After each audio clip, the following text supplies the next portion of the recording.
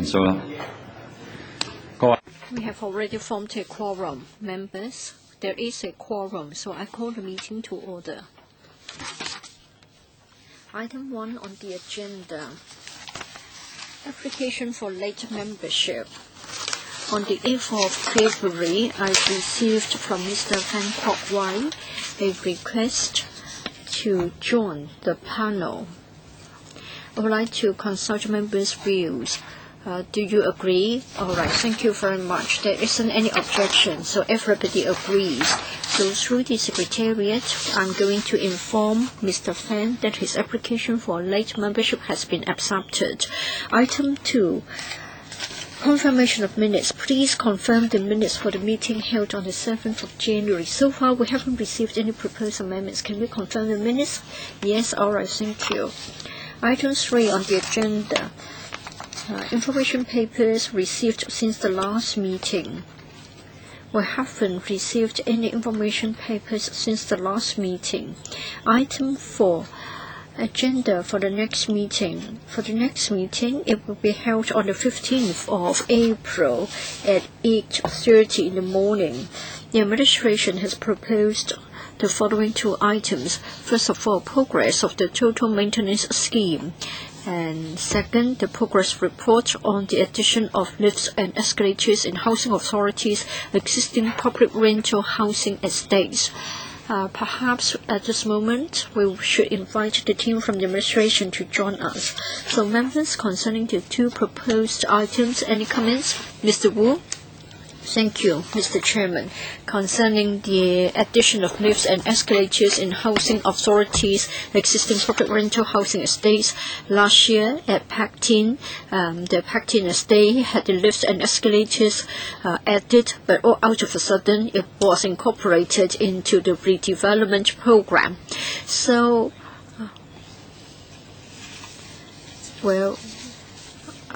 I want to know about the latest position concerning the policy of identifying existing public rental housing estates which has the potential of being redeveloped. I want to know how it interface with the addition of lifts and escalators, so that the addition project will not contravene or contradict with the redevelopment program. Yes, I do remember that there was such a discussion. In any event, at the next meeting, when we talk about the addition of lifts and escalators, I hope the administration will bear in mind Mr. Wu Chi-wai's point. That is, certain estates may be redeveloped soon, but you are still adding lifts and escalators to them, and it will be a waste of resources. So please note this point. If there aren't other questions, then these will be the 2 items for the next meeting. Item 5 on the agenda, which is the review of waiting list income and asset limits for 2013-2014. There are 2 papers relevant to this item. CB1619/12-13-04, which is the admin's paper on the review of waiting list income and asset limits for 2013-2014. The second paper is paper CB-1619/12-13-05. It's an updated background brief on the waiting list income and asset limits prepared by the Legislative Council Secretariat. I'd like to welcome the Secretary as well as his team from the administration. First of all, I'd like to give the floor to the administration. I do understand that they have prepared a PowerPoint presentation. Who will start?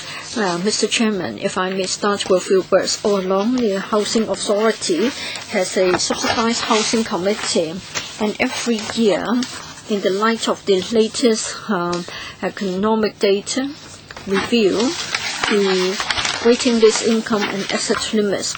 Not too long ago, in fact on the 7th of February, at a meeting of the SHC, the SHC discussed and approved the refined mechanism for the review.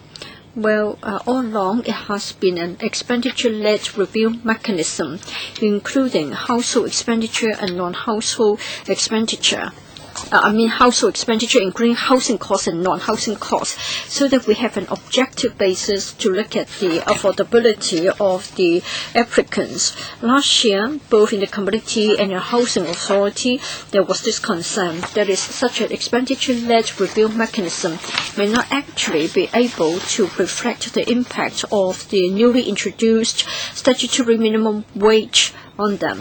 Of course, in the long term, the change, in theory, should be reflected in the expenditure changes. However, after discussion, the HHC members also agreed that we should refine the mechanism so that we can introduce the income factor so that the non-housing costs can be adjusted either in the light of the change in CPIA, excluding housing costs, which has all along been adopted by us, or referring to the changes in the nominal wage index prepared by the Census and Statistics Department. We'll try to see which one is higher, and then the higher one will be adopted to decide on the non-housing cost. Now, we have already taken into account the income factor. The SHC will use this refined mechanism to review the income limits for 2013 and 14 as well as the asset limits. In accordance with the formula under the mechanism, the proposed income limits and the asset limits will be enhanced by 6% and 4.2% on average. The SHC on the 14th of March this year will hold a meeting and will look at the review results. Today we come here to listen to your views. Through you, I would like to defer to Mr. Lai, the AD of Housing, to walk you through the PowerPoint presentation. Yes, Mr. Lai. Thank you, Mr. Chairman. A bit about the background. In fact, the Secretary has already gone through that. I will brief here. The HA has put in place a waiting list system through which low-income families who cannot afford to rent private accommodation may apply for public rental housing. The eligibility of the PRH applicants is determined by way of the waiting list income and asset limits, which measure the total household income required to rent private accommodation comparable to PRH while also meeting other non-housing expenditure. Households with income and assets below the prescribed limits are deemed to be unable to afford to rent private accommodation and then eligible for PRH, and this is being assessed annually to keep abreast with the prevailing socio-economic circumstances. The SHC at the meeting held on the 7th of February 2013 considered a revised mechanism to determine the WL income limits, and the SHC noted that the current expenditure-led review mechanism had worked well and had provided an objective basis on which to assess the affordability of households applying for PRH. But then there are changes in income, including the implementation and changes of the statutory minimum wage. It should be reflected in the changes in expenditure in the long run. But then we only have it being done regularly, and before it is updated, it may not be able to be reflected immediately in the income limits of the waiting list. Therefore, a refined model has been approved, so that there are two parts. That is, when we come to the housing cost and the non-housing cost, for the non-housing cost, we will be making a judgment based on 2 points. First of all along, we have the change in the CPI bracket A, or according to the refinement, we'll be looking at the change in the nominal wage index obtained through the Labour Earnings Survey, LES, conducted quarterly as the income factor, whichever is higher. In this way, we can take into account the changes in income, including the implementation of the SMW, while maintaining the expenditure-led review mechanism, which functions well. The SHC agreed to adopt the refined model for the review of the WL income limits for 2013-2014.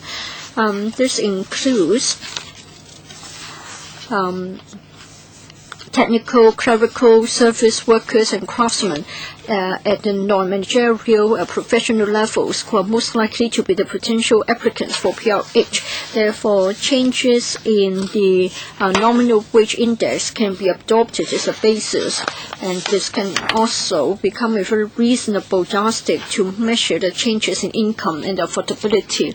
Now, I've come up with the way to make the measurements. So, as I have said, housing costs and non-housing costs. For the non-housing costs, we have included the refined mechanism. Housing costs, the unit rent for a private flat comparable to PRH to be multiplied by the average reference flat size, which is the average space allocated to WL applicants. And with this, we would also add a 5% contingency, and then we have the non-housing costs, and that together form the expenditure as well as the income limits. I will be talking mainly about the housing costs. It means that if they would like to rent a private flat comparable to PRH, then we take into account the rent payment, rates, government rent, and management fees. And then we look at the average space allocated to WL applicants in the past 3 years. We multiply this with a unit rent derived from a sample survey of the private dwellings conducted by the CNSD. For households of 1 person and 2 persons, the respective differential unit rent or the overall average unit rent, whichever is higher, is adopted in the calculation. For households of 3 persons or above, the overall average unit rent is adopted. When we look at the figures, it shows that, according to the survey, as far as the housing costs is concerned, on average, there has been an increase of 11.4%. We have set out the details for the 1-person household when compared with 2012-2013. There has been a change of 12.4%. For the other groups, there has also been a 2-digit increase. Now let's turn to non-housing costs. The established mechanism is to look at the latest household expenditure survey of the lower half expenditure group, and we are talking about 2009-2010 HES. We look at people living in households in the private sector, the lower half expenditure group. Among these people, of course, we exclude those households comprising solely of elderly or non-working members, because their expenditure will be on the low side. And there are 2 figures for reference. First, the traditional approach, we'll look at the CPIA excluding housing costs.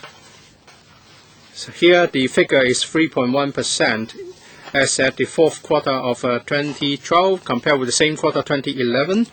And the other figure is under the refined mechanism, and that is the change in nominal wage index over the year. The latest figure is the 3rd quarter of 2012. As compared to the 3rd quarter of 2011, there was an increase of 4.8%. Under the refined mechanism, the higher figure will be adopted, and that is the change of nominal wage index, i.e. 4.8%. So the calculation would give the following. There will be a 4.8% increase in the limits. 1 person, 4,800 something, 2-person household, 8,200 something. And the total household expenditure will take into account both housing costs and non-housing costs. For 1 person, 8,455 after the review, an increase of 7.5% over the previous one. 2P household, 13,000, an increase of 7.5%. Lastly, we will also add a contingency provision of 5% of household expenditure. That would give us the total if we add the previous income limit.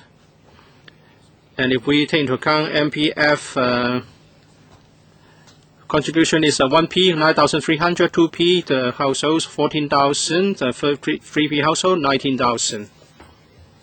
So overall speaking, there will be an increase of 6% in terms of difference in income limits. If the proposal is adopted by the HSC and there will be more eligible applicants. there will be 125,200 non-owner households living in private housing will be eligible. Not all of them would apply, but of course there are other families who may also submit applications, although they don't belong to this group. As for the asset limits review, this is a more straightforward approach. We look at CPI, movement of CPIA over the year, and then we round the figure to the nearest thousand. In 2005, HA agreed to set the asset limit for elderly households at 2 times the limit for non-elderly applicants. It's because elderly people tend to have lower income, therefore we allow a higher asset limit for them. And also in 2006, it was decided that the asset limits will be set on the basis of 2005-2006 and should be adjusted with reference to the movement of CPIA annually. Compared with the fourth quarter 2011, in fourth quarter 2012, there's an increase of 4.2%. So the asset limit will be like this: 1 person, 212,000, 2P, 286,000, and so on and so forth. So there will be an upward adjustment for all these groups by 4.2%. As for well-off tenants, we pegged the asset and income limits to the those for the waiting list applicants. So the adjustment to the income limits would affect the number of well-off tenants in PLH. So we'll look at the implications on the number of well-off tenants. Because in our computer database, we don't have the information on all the households living in PLH. But we cannot rule out that because of the adjustment of waiting list income limits, we may have fewer well-off tenants. But at this stage, it's impossible to make any meaningful projection. Lastly, members are invited to note the findings of the review. As I've said, on the 14th of March 2013, the HHC of HA would consider the proposed adjustments to the waiting list income limits and asset limits. The floor is now open for questions. For the first round, I will allow 3 minutes for questions and answers. We have 3 items. I can't help. So 3 minutes each round. We have Christopher Chung, Fernando Cheung, Tony Jia, Mr. Wu Chi-wai, and Mr. Lee Chak-yan. Mr. Christopher Chung. Thank you, Chairman.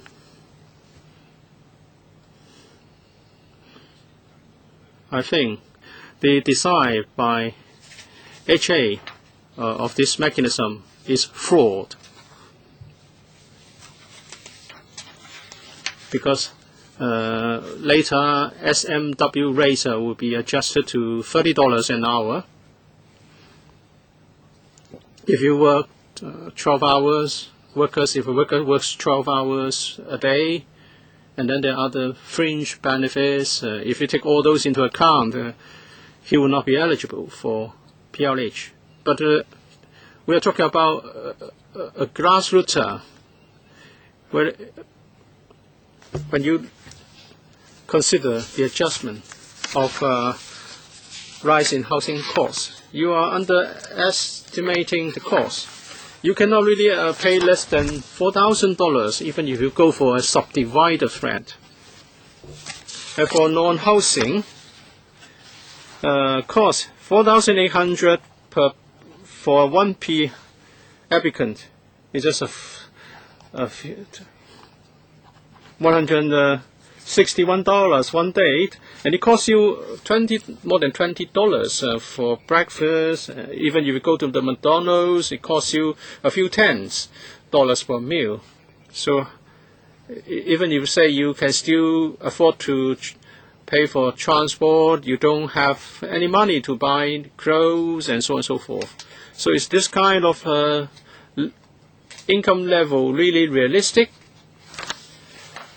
HA should tell us that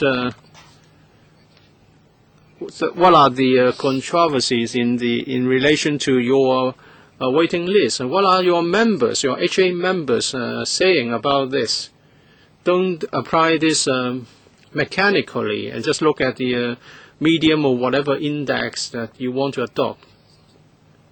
This is rather not really people-centered, as the CE has always advocated. We should be people-centered. As Secretary, well, we have to look at the expenditure of non-PRH households, because we have to look at how much it would cost them to rent in the private sector. If they cannot afford to do so, then we should help these people under PRH. So we have been using this for a long time. It's an objective mechanism. We'll consider non-housing costs objectively. For example, the CPIA excluding housing costs. And then for housing costs, we will look at the rent required for of an accommodation similar in size to a PRH unit. I think that's all that you have got time for. Dr. Fernando Jiang. I'm concerned about the nominal wage index. I hope you can certainly tie in with the adjustments in statutory minimum wage. The nominal wage index has registered a rather significant adjustment. So you look at CPIA excluding housing costs as well as the nominal wage index. Can you make a comparison of what happened in the past couple of years so that we can try to find if there's a trend? Of course, with the introduction of SMW, the situation might have changed, but we need to get some figures for comparison.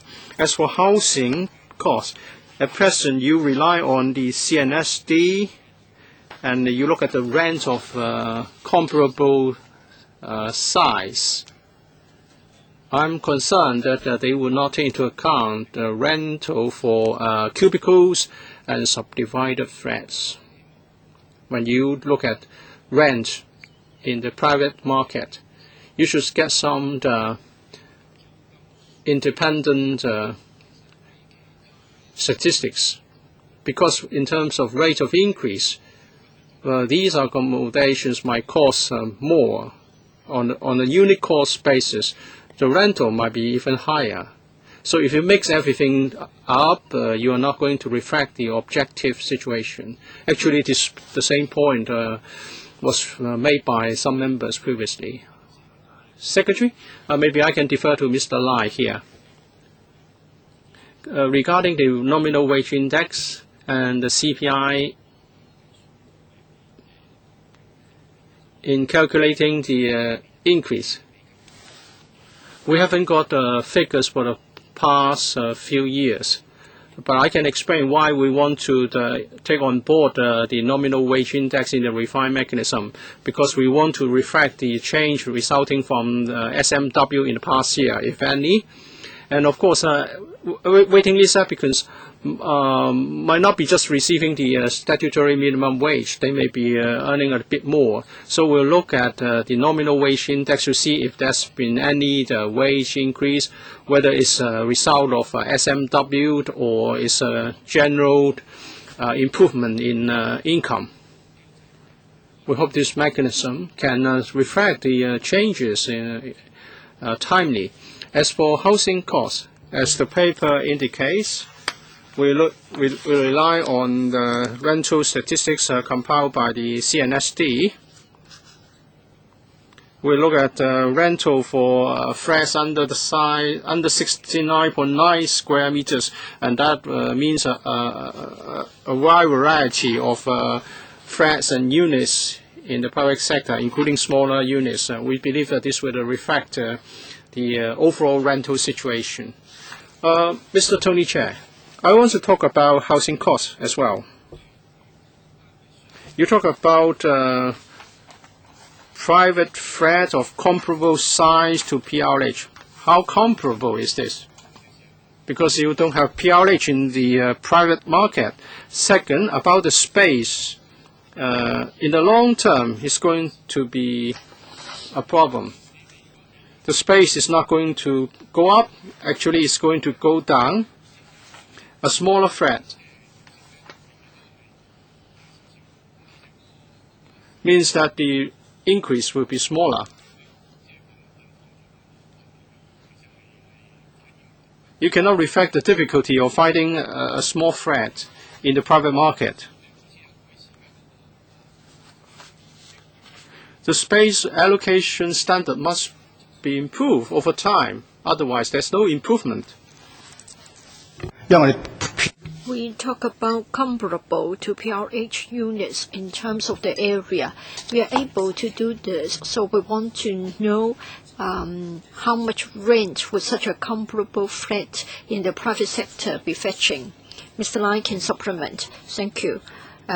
We have already said that when it comes to the comparable area, we talk about those allocated in the past 3 years. We look at the 1P, 2P, 3P households, and then we look at the average figure.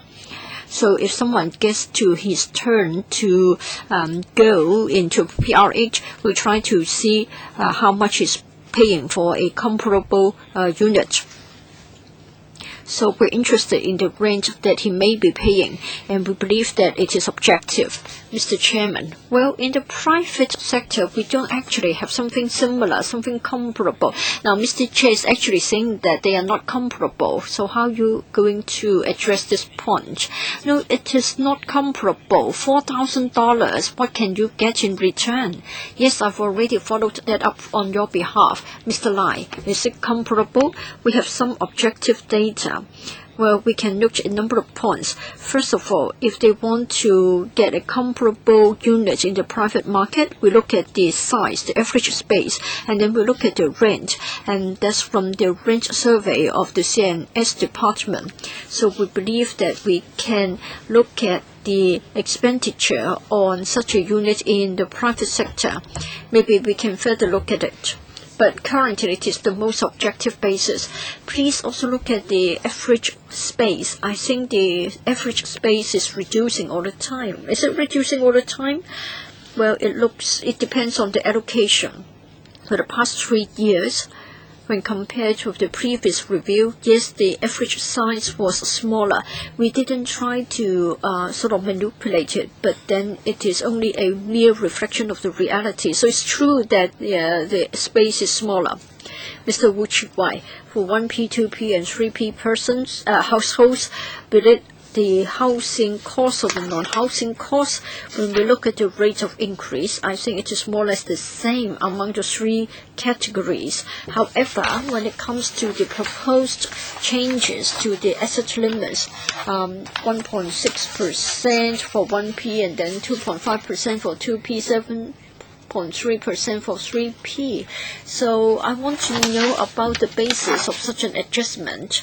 I think we were told that it should be derived from a formula. However, when you do decide on the income limits, it seems that as a result of the size of the household, it seems that there will be further adjustments. Can you justify this? Yes, there is a reason behind it. Mr. Lai can talk about that. Mr. Lai. Of course, the size of the household will be the basis of calculation. As to 1P and 2P, there's only an increase of 1.6% and 2.5% respectively, instead of following the overall trend. In 2011-2012, when we carried our review, we knew that there would be the introduction of the SMW. So we carried out a particular arrangement. In the light of the forthcoming SMW, we said that there would be a special arrangement, and then there would be a 10% increase. In other words, 15% for the contingency. And in 2011 to 2012, there was this special arrangement. So had we followed the 5% contingency plan, then it would be 9.5%. In other words, we have advanced the increase in the limit. Last year, when we carried out the review, had we adopted 5% in the light of the traditional arrangements, there should have been a downward adjustment of the income limits for 1P and 2P households. The committee was of the view that we should provide special buffers to 1P and 2P households, and therefore the SHC decided to freeze the income limits for 1P and 2P households, though they should have received a cut in the income limits. Now, for 1P and 2P households, the expenditure that they incur has seen a larger increase. For 2012-2013, the limits have already been adjusted in advance, and therefore, on the face of it, you find that the income limits have only been increased by 1.6% and 2.5% only, but in fact the real increase is around about 8%. This is because we have already advanced the increase. Well, Mr. Chairman, we fail to see such complexities in the paper. At least the administration, the department should provide a supplementary information, and please tell us why there has been a difference between the case of 1P and 2P persons and 3P, 4P households. So Mr. Lai, as to what you just said, can you not provide supplementary paper? Thank you, Mr. Chairman. In fact, you find explanation in Note 5, but of course I can provide supplementary note for members' sake. Well, to allay members' worries, the adjustments are based on the latest formula. In the past, had we adhered to the formula, we should have adjusted downwards the income limits, but we didn't do that. Now we are following strictly the formula, and that's why we have got this seemingly lower rate of increase. Mr. Lee Cheuk-yen. I think there is still a question. That is, it is not fair to scale back. Instead of 12.6 meters square, it is now 15.7 meters square. So for 1P household, we follow the smaller allocated space. It would be outward. But of course, you say that this is the actual allocation. Sometimes it will be higher, sometimes it will be lower. I don't know whether you have become less generous, and so you are offering smaller one-person units. Maybe in the past, usually you had a unit for either one-person or two-person households. Perhaps because what you're offering are all 1P units only. So you are not providing as spacious units as before. So I think it is unfair to adopt this as the basis for calculation. For 1P households,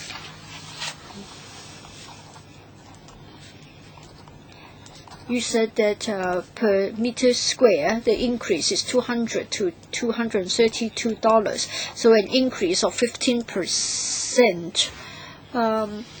Once you multiply that with the allocated space, it means that there is a decrease of 12.4%.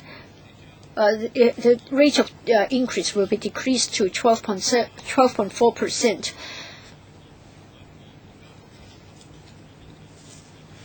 But in fact, the market rate was an increase of 15%. I think you should simply adopt 15% instead of adopting a figure which doesn't actually reflect the reality, that is, those living in subdivided flats. You reflect the case of those who are. You said that you try to reflect the reality, but I don't think so. I think the increase is from 200 to 232, and you simply multiply that with 15%. Secretary, we looked at the allocation in the past 3 years. So if we've been following the same criteria, then it should be fair. But of course, every time we have to be restricted by the units available. Sometimes we are sort of generous, but then if we have been following the data in the past 3 years, if we do so every time, it should be fair. Mr. Lai. As the STH has said, we have looked at the reference units. On the face of it, there has been a decrease.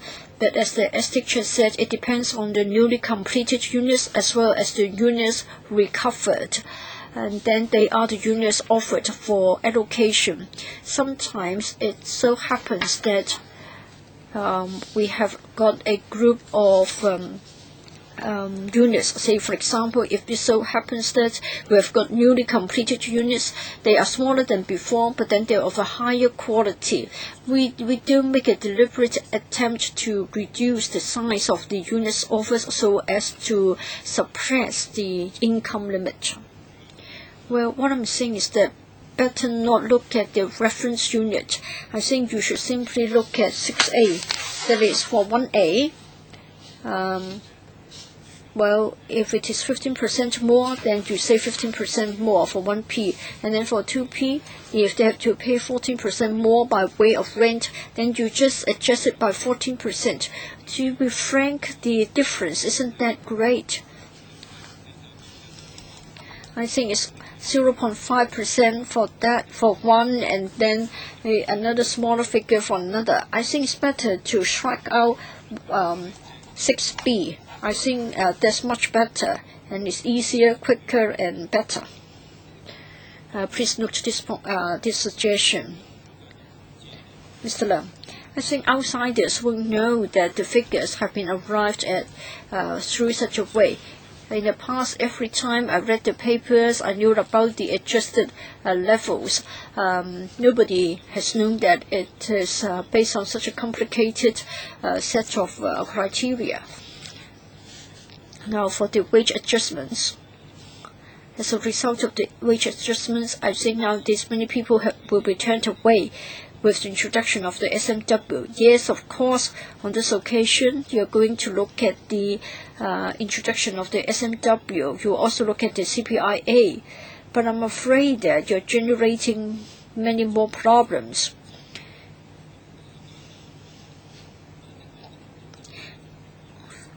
With the adjustments, 125,000 people are able to apply for PRH. They are non-owners.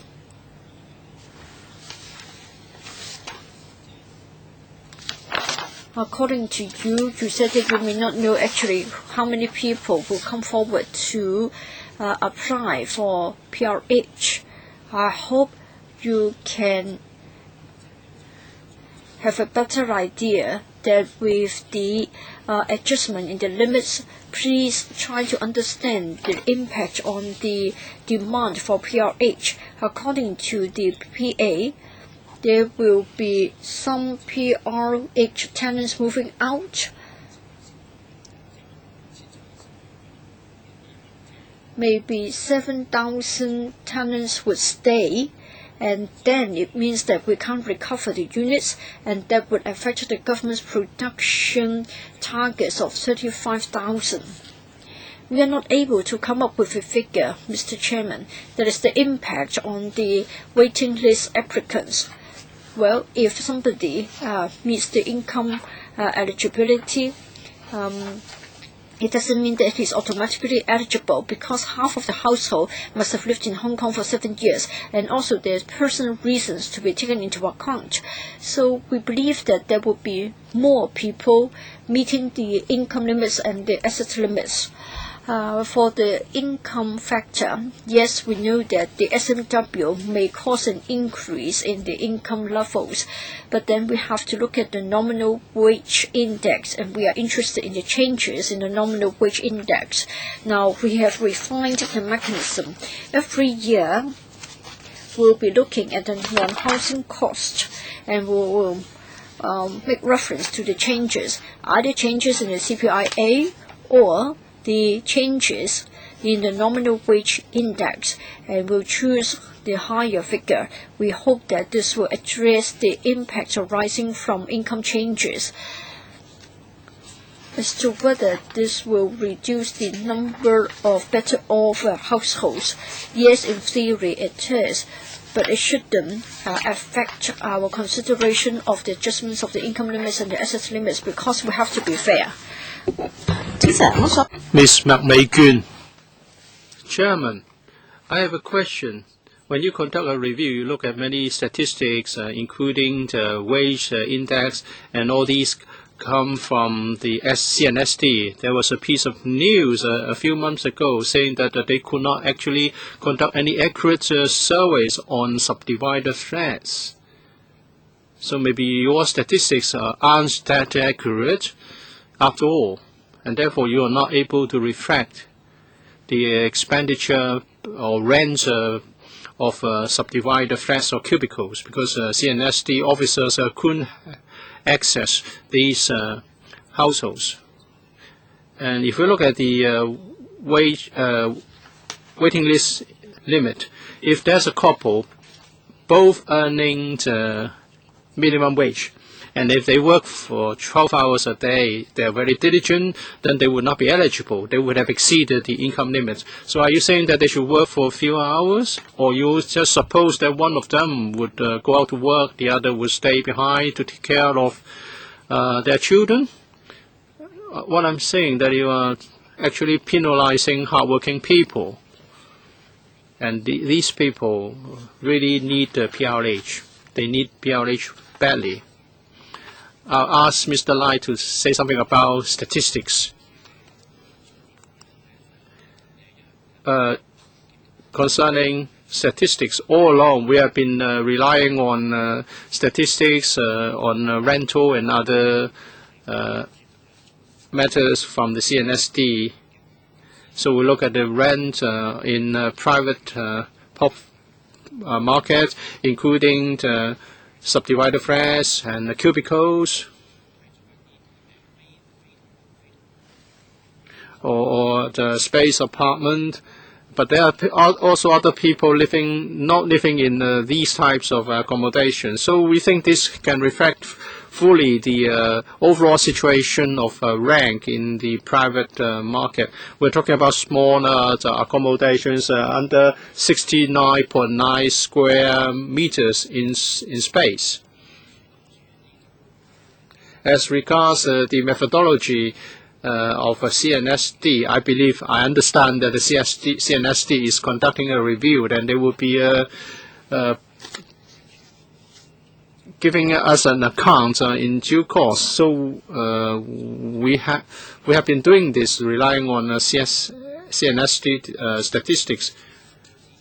As for the basis, we look at the expenditure, not the income. An expenditure-based approach would look at the kind of cost on rent or on other necessities. So we look at the expenditure rather than the income. We believe this is a better way to form a basis for setting the income limits. Mr. James Stowe.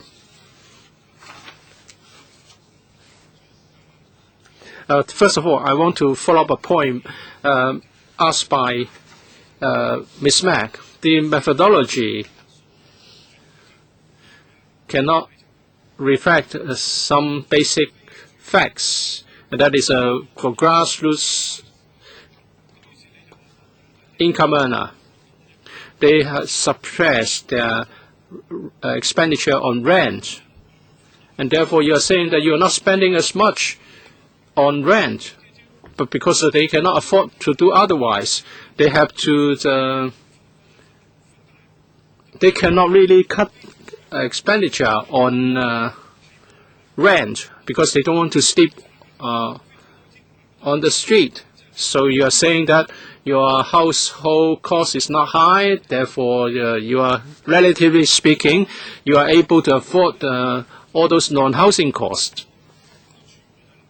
So it should be more comprehensive. You know, the secretary is an academic. The HA should have considered all these problems. The current methodology is simply a fraud. I want to also talk about the asset limit. And more than 10 years ago, there was a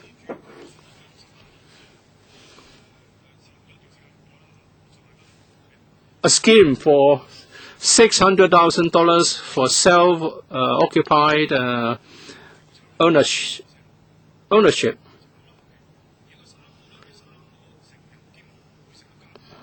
And say a couple had 3 children,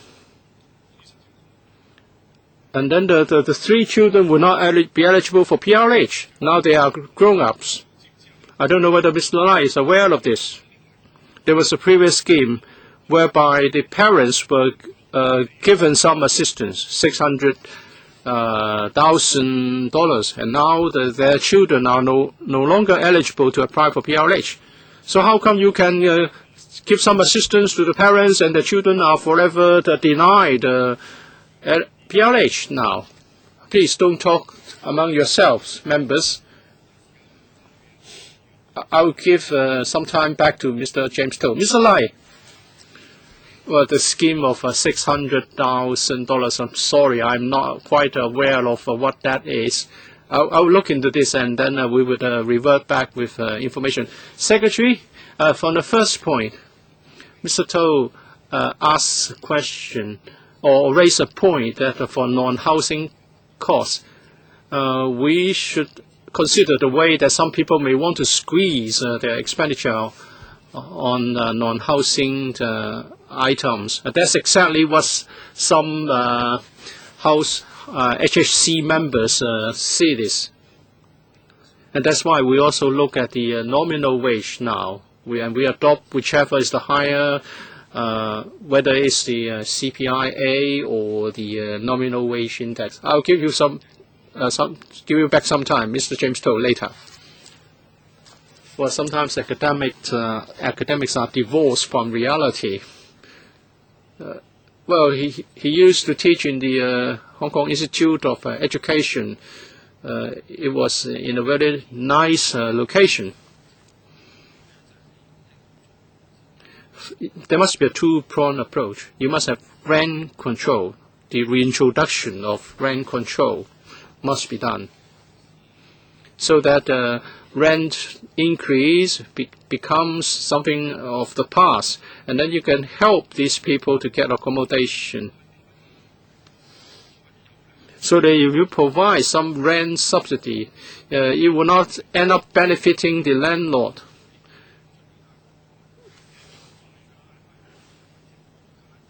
You see, in the U.S. they have a social security card. They don't have an identity card, and you present your social security card to get admission to, say, a hospital.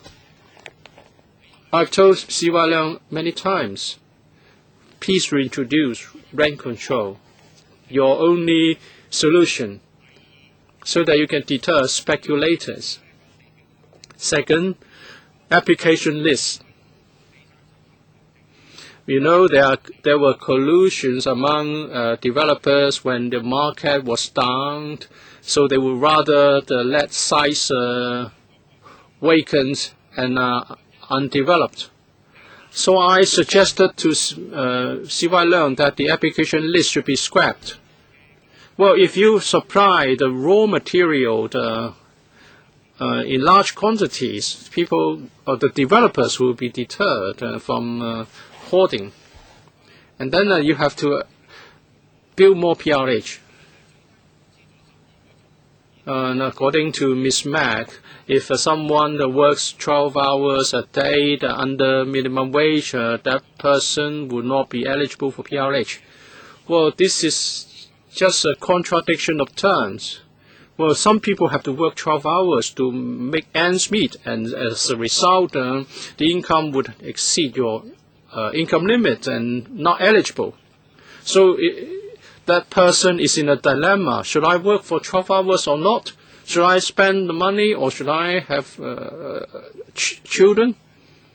Well, I've been criticized that as a PRH tenant. Well, I invite you to check me 10 more times, Mr. Pascott. otherwise, people will continue to try to attack me on this score. Secretary, you are academic. Let's have tea, and I'll let you know more about my ideas. And I'll be using my 3 minutes now. I hope the administration would consider the situation of grassroots, and that is they expect a little bit of improvement in livelihood. And now you rely on statistics, either CPIA or nominal wage index. But statistics aren't just about the rate of increase. They should also be about improvement to one's situation. Statistics are rather faceless. They don't have any emotions attached. And now you want to increase the limits by, say, 6%. Let's imagine that grassroots workers under the minimum wage might have a little bit more in income, or they may be working more overtime to earn more. And they may have exceeded the income limit or the asset limit by a little bit.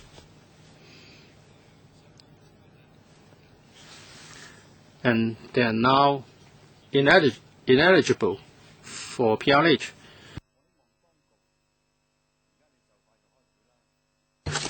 You are now going to have a meeting in the HA. Can you do something about the 5% contingency? Can you have a big number, a higher percentage, taking into account some of the human factors and the need for the grassroots people to have some improvement in their living standards? Can you adopt a more humane approach in this? Chairman, you're right that we should not just look at the figures and statistics without considering the human factor. But we need objective statistics. That's why in the past 2 years, if we were to go by the statistics for 1P and 2P applicants, well, their income and asset limits were higher than what they should have been allowed.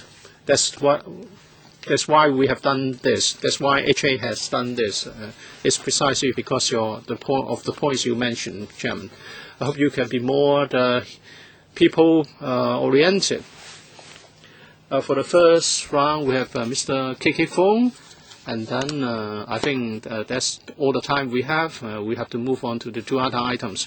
Deputy Chairman, Mr. Fong. Let's suppose all the surveys are correctly done. Then I would say that they are not quite fair, given Hong Kong's situation. Hong Kong is being affected by external economic factors. They are printing money, and we have imported inflation. The U.S. is improving or increasing liquidity. And everyone has to get accommodation. If with capital coming to Hong Kong, they will ride on the increase in property and rental adjustments. People who have no access to such investment tools will be caught in a double buy.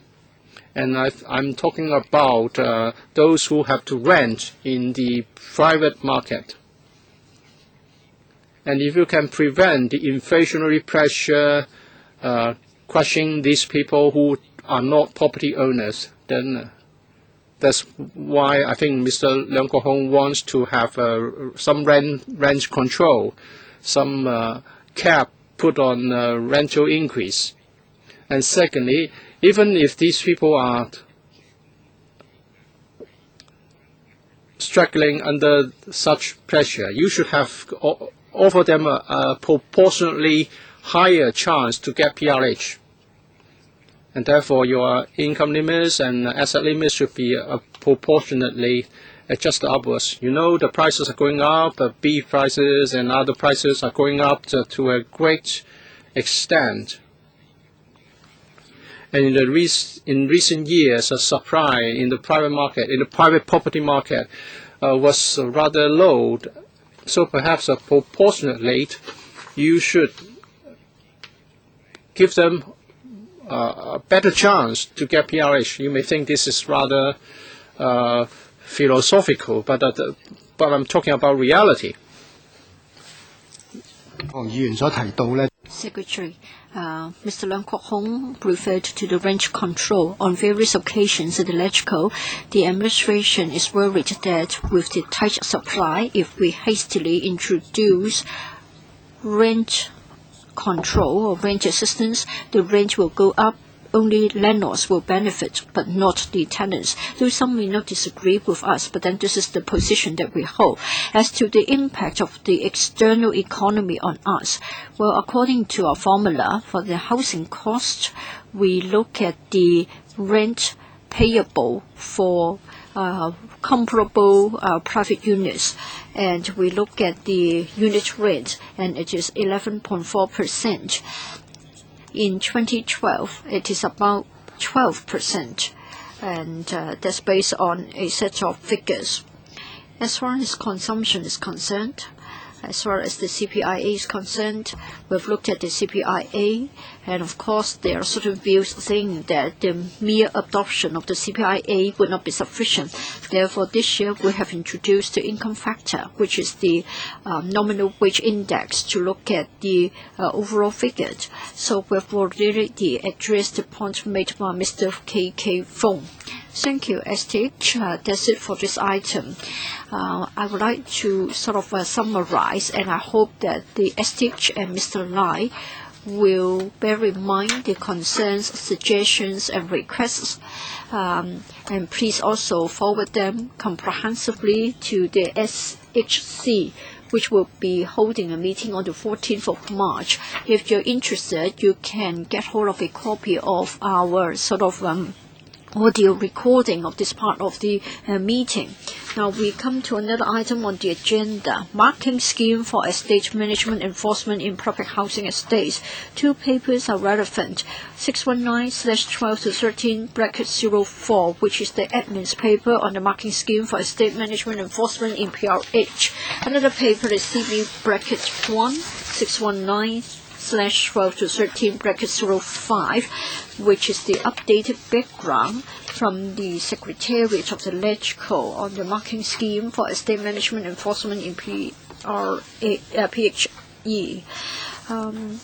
I would like to give the floor to the administration. So, Mr. Prescott, please. Mr. Chairman, I'll briefly introduce it while Tony's getting his PowerPoint presenter ready. We want to brief members on the marking scheme, which has been implemented by the Housing Authority since 2003 as a means to strengthen enforcement measures against hygiene-related offences in public rental housing estates. Over the year, the marking scheme has been extended to cover reckless conduct as well as minor breaches of tenancy agreements. It currently covers some 28 misdeeds, categorised by the severity of their impact on environmental hygiene or estate management. Tenants who are found to have committed misdeeds in their estates will be allotted penalty points, which are valid for 2 years. An accumulation of 16 points within the 2-year period will trigger action by the Housing Department to terminate the tenancy of those concerned by a means of a notice to quit issued under the Housing Ordinance. Let me add, of course, if there is a serious breach, for example, throwing an object from a height which causes death, immediate action would be taken to terminate the tenancy in that sort of case. As shown through the results of the annual survey on the satisfaction rate of the management of public rental housing, tenants are in general satisfied with the arrangements of the marking scheme and recognise these have been effective in sustaining a clean and safe living environment. If Tony's ready, I'd like to invite Tony Lui, the Assistant Director of Housing, to brief members on the latest position in more detail. Thank you. 唔該，主席。就或者好，唔該，主席。繼續啦嚇。就或者我俾一個好簡。Yes, please go ahead.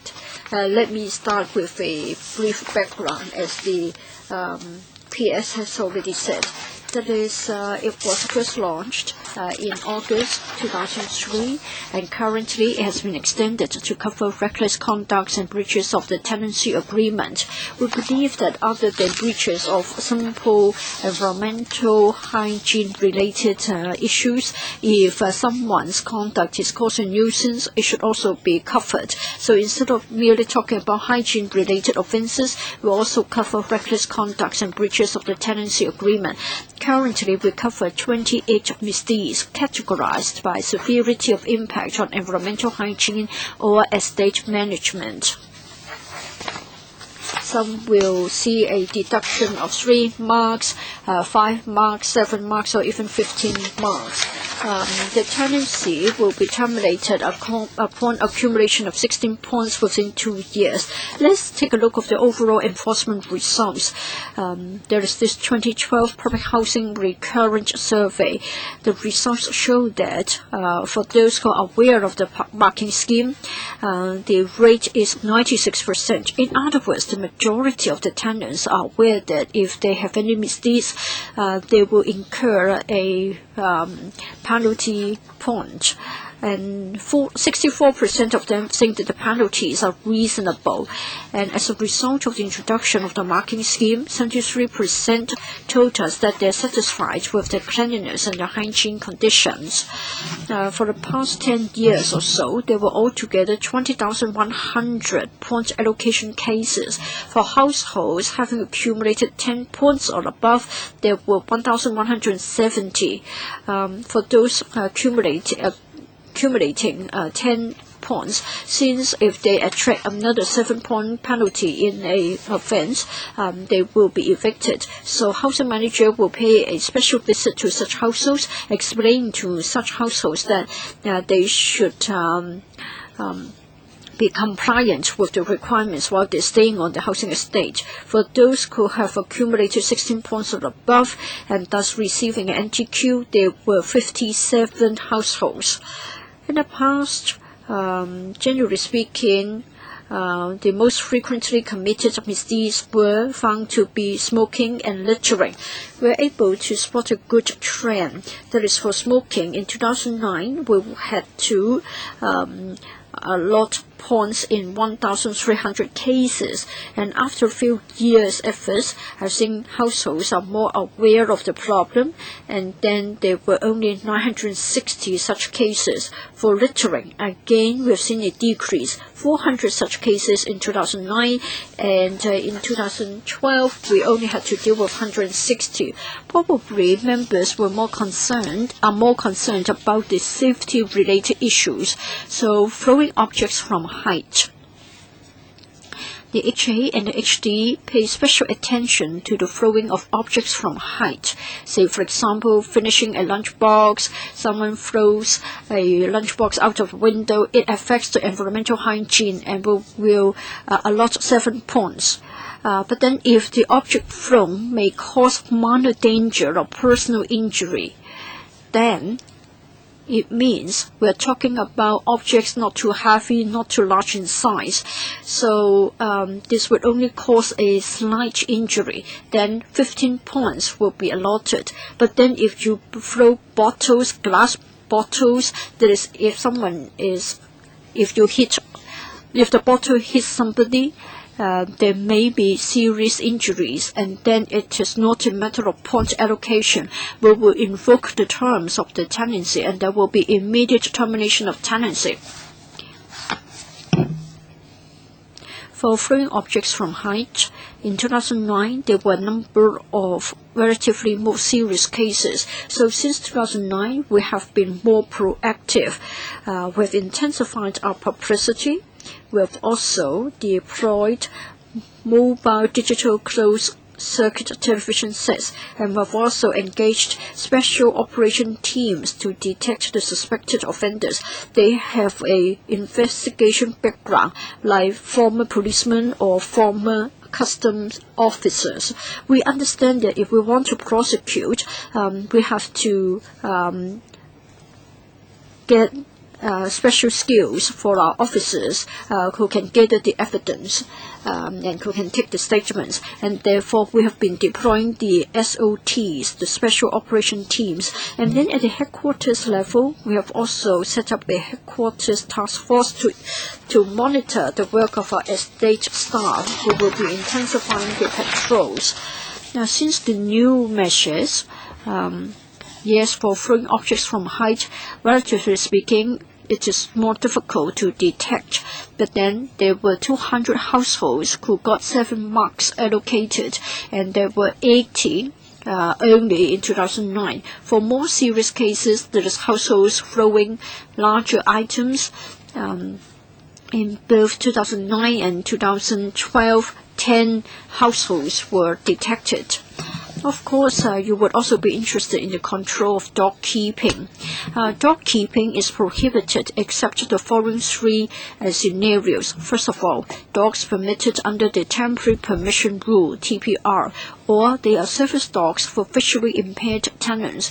And then for individual households, they needed dogs on special grounds for mental support. So if they get our permission, then their dogs would be allowed to stay.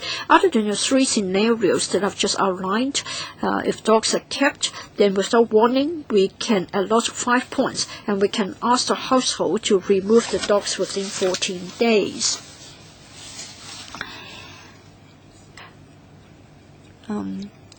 For the preceding period, we've also introduced enhanced measures.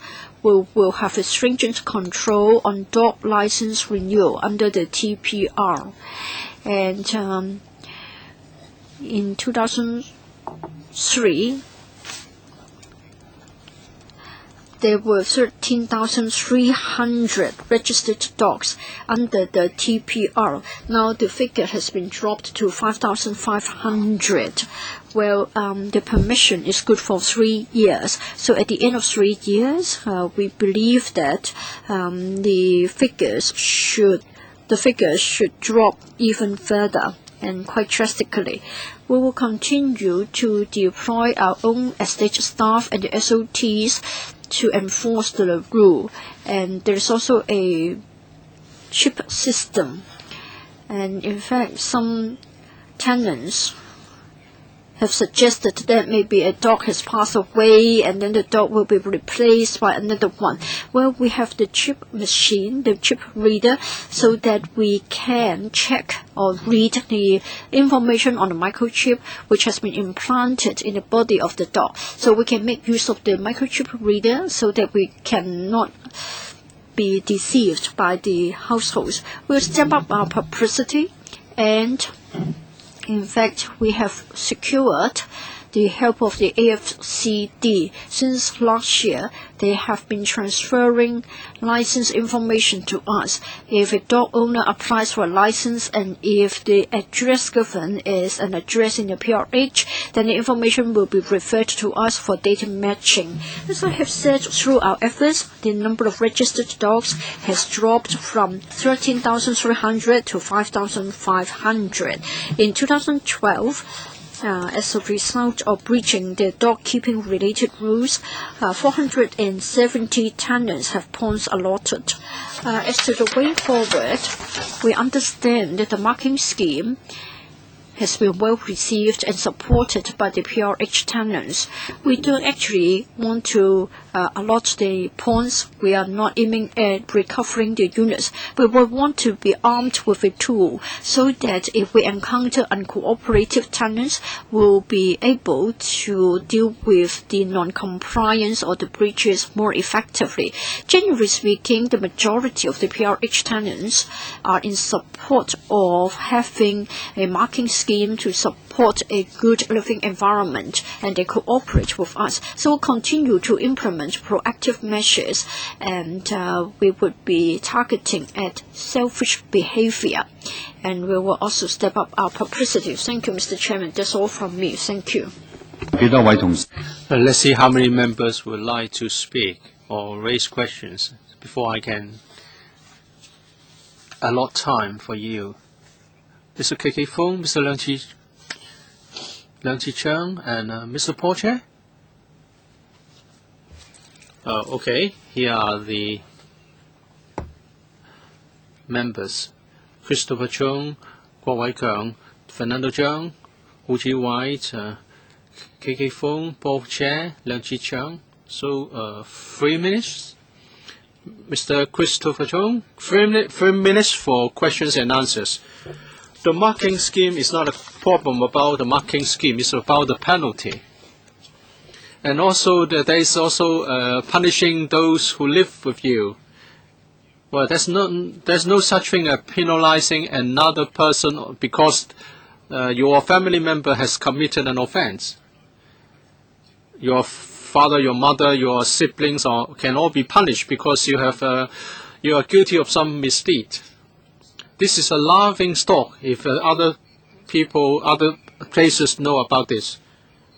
You can punish the wrongdoer, but you cannot really evict the entire household. I've handled a number of cases myself. The son was guilty of some misdeed, smoking, caused the household to have 14 points, and then there's one more case would mean the eviction. Even the most law-abiding mother will have to go. This is most ridiculous. And there should be some intermediaries alert or punishment before 15 points are chalked up. I know the managers are very caught in a very difficult situation. They are even more concerned about having such tenants. Say there are 7 points. You can do away with the concessions, privileges, and benefits. The 2-month waiver should not be allowed.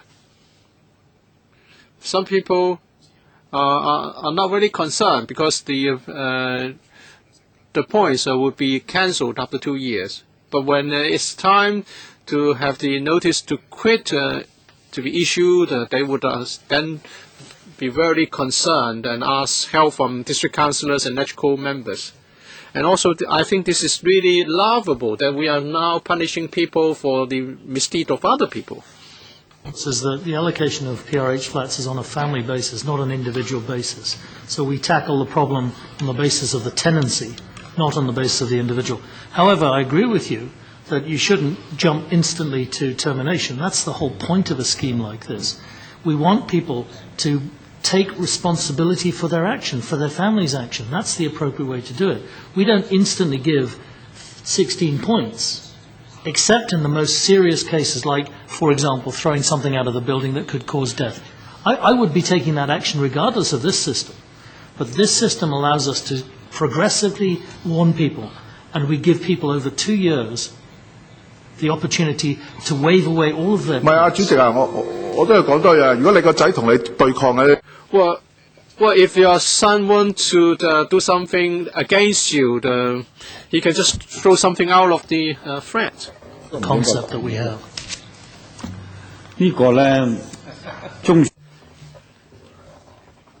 So Mr. Christopher Chung is asking the HA to review your system, whether we still have some system whereby someone can be punished for another person's crime. This is what we practice in ancient China, but should we have it now? Mr. Kwok-wai. So this is a penalty system. This is adopted by the HA to make sure that PRH tenants comply with the requirements. Well, I would say this is not what I would recommend. But as a result, because of the system, the environment in PRH estates has improved. And also the HA would pay a special visit to those tenants which have already got 10 points, this is a welcome arrangement. But would there be cases whereby people are just irrational?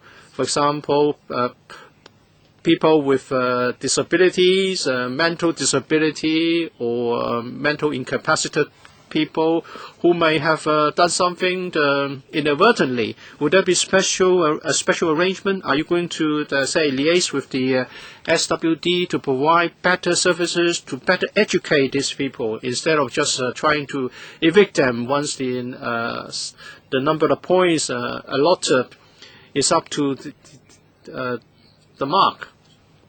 As for cases involving serious injury, then there will be immediate termination of tenancy, but we haven't got any figures. Have there been any cases, any such cases? As for the 57 tenants which have got 16 points or more, 42 have been evicted, and there are some who move out voluntarily. Would they be on the waiting list immediately afterwards? Mr. Liu, 3 questions. Thank you. Mr. Kwok-wai. Thank you for your questions.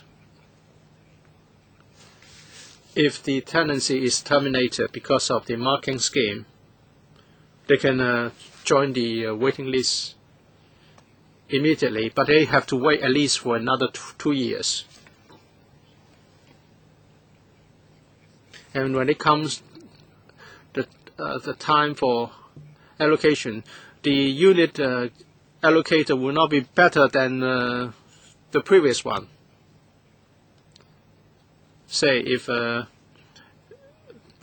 mislead is a throwing object from heights and he used to live on the 10th floor, then we would be concerned about safety of other people. Then the unit allocator would not be better than the one previously. And also, once 10 points have been allotted, our housing manager would pay a visit to try to understand why, and also to impress upon the tenant that no more misdeed should be committed. If it's the son of the tenant who might have some mental problems, then we would consider compassionately. But of course, if it's a case of throwing object from height, we may also try to arrange a flat on lower floors. Of course, liaison with social workers in such cases will be done.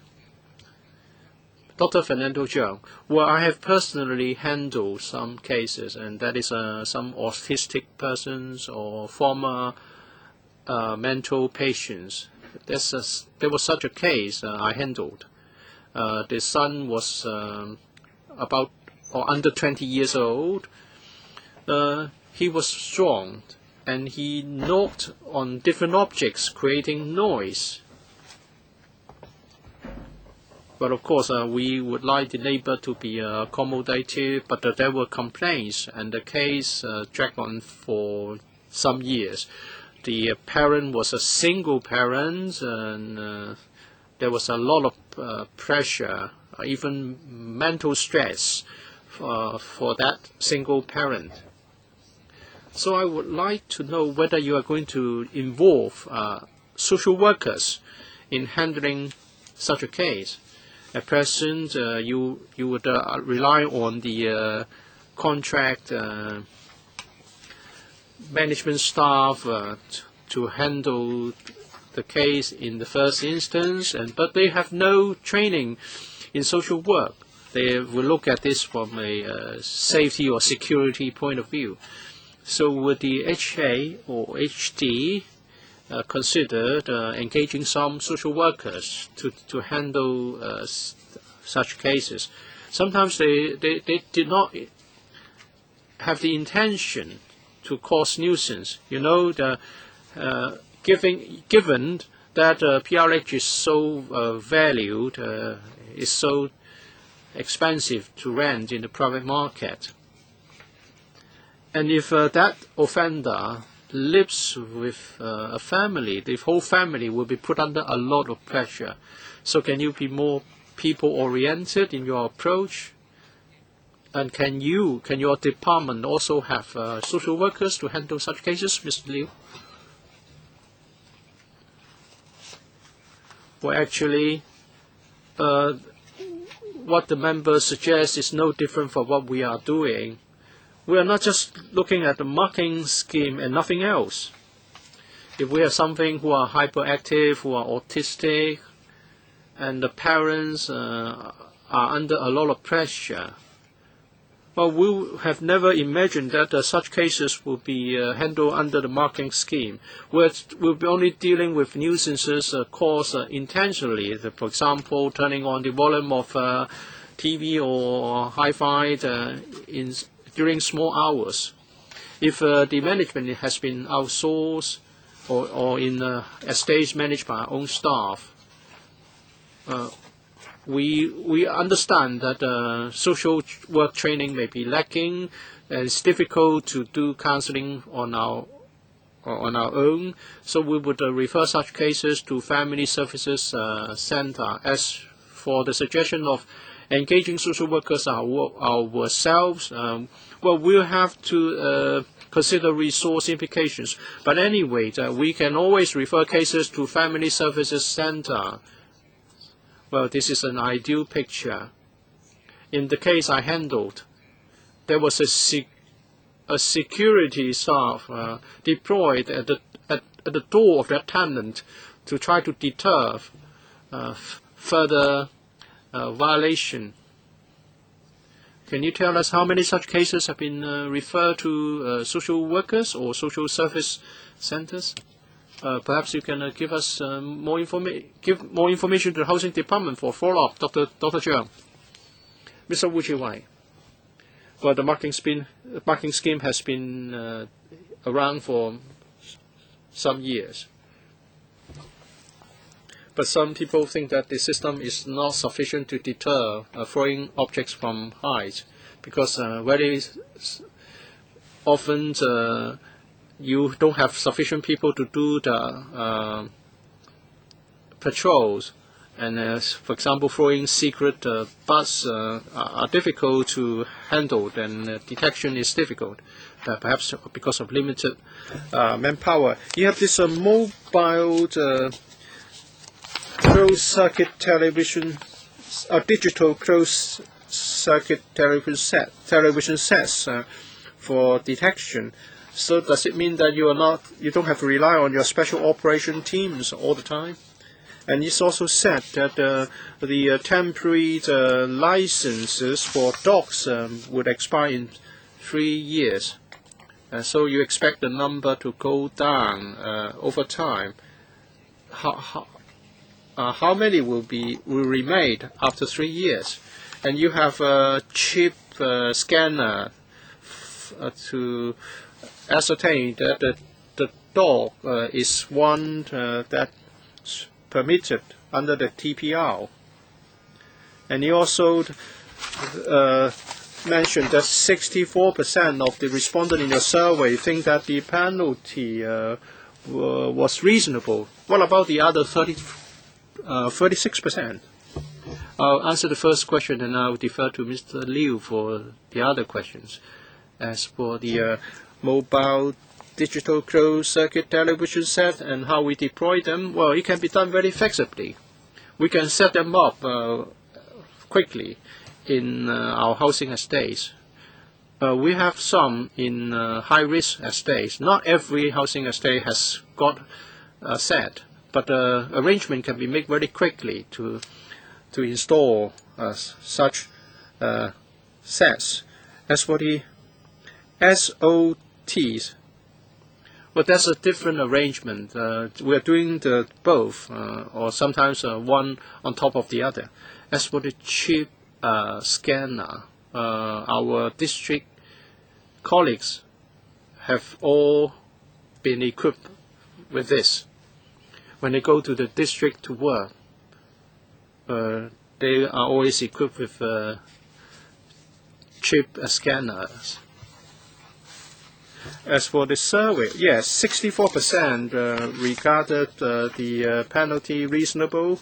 Of course, there are some, the remaining 36% think that this is not very reasonable, or they might think it's draconian, actually.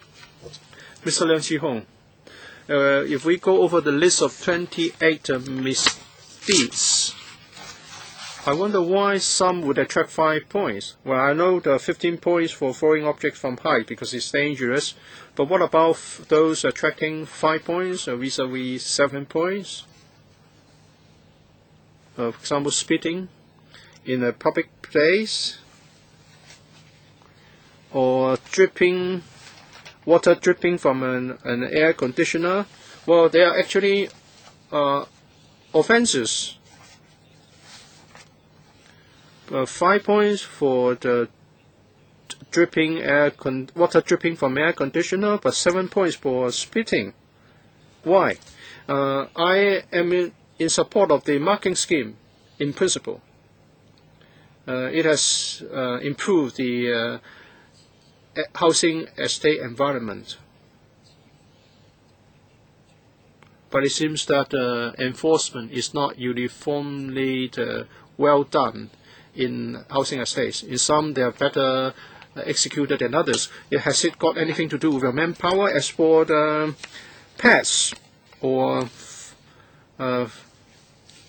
pets causing fouling the public places, in your marking scheme, in Tin Shui Wai, there are some housing estates which have this problem.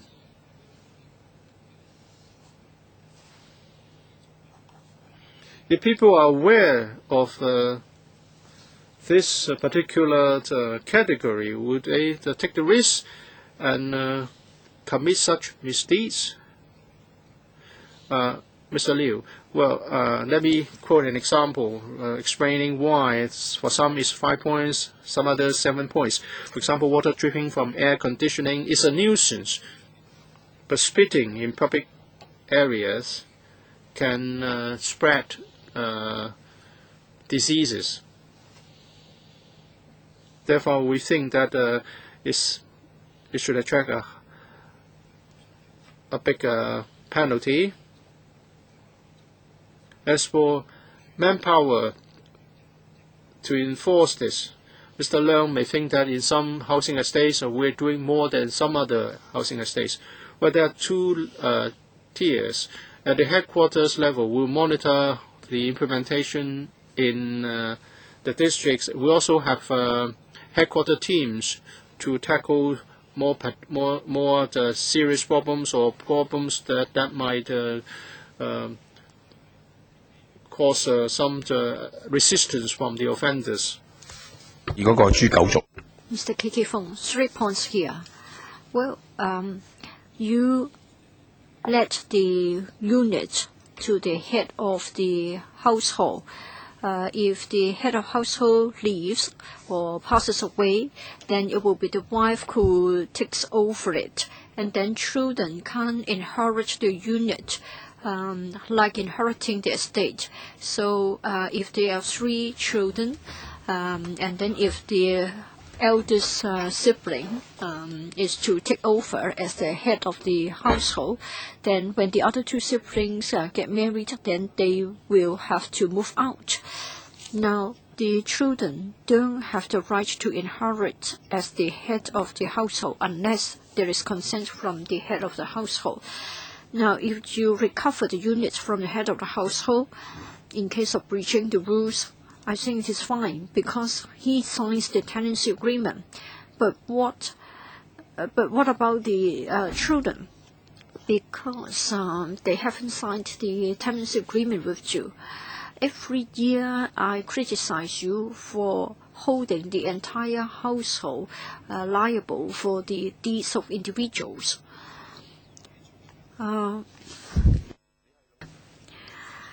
For nuisance caused by noise, Well, usually neighbors will complain that there is a noise, but then when your staff arrive, it is found that there's no noise, and then you just give a warning, maybe on 1 or 2 occasions to get them red-handed, and that's it. I think technically you need to find a solution to tackle the frequent breaches. Yes, the difficulty lies in failing to get the evidence when you arrive. And then illegal gambling.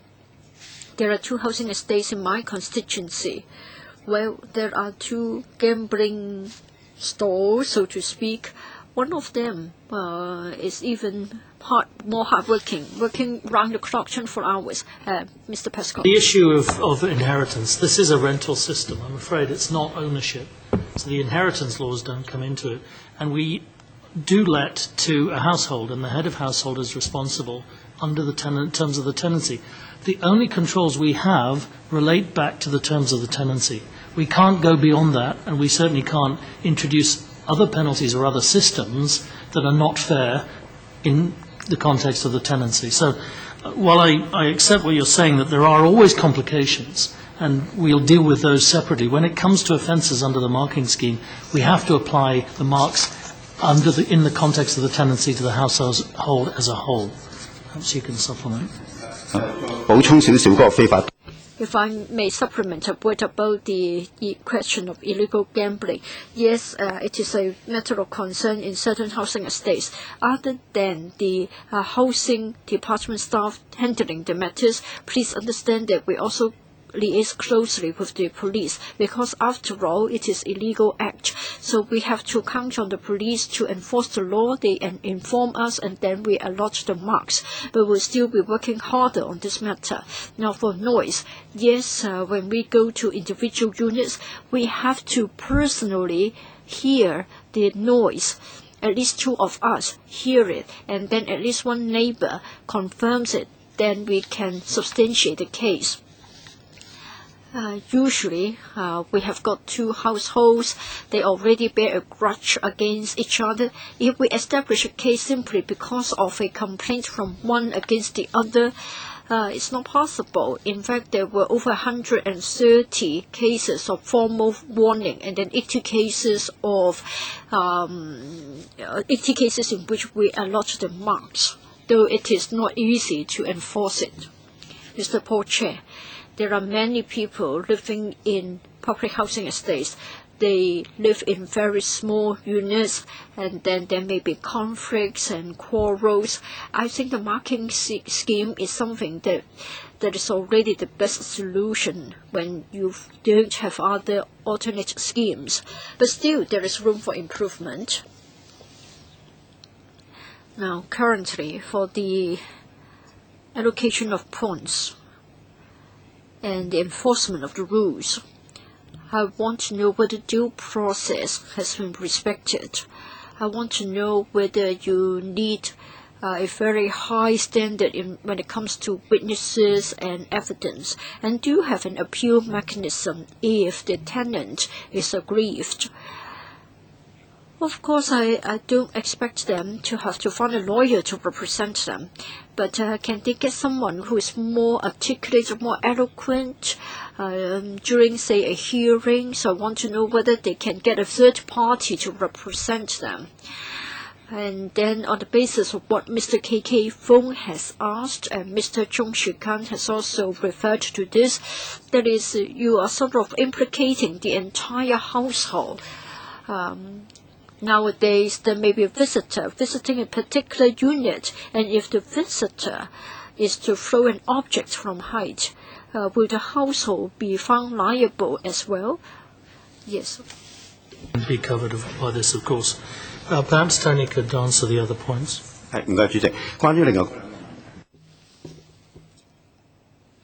Well, if we want to allot marks to a household, well, in the case of noise nuisance, we need something which is objective, so we send 2 staff members.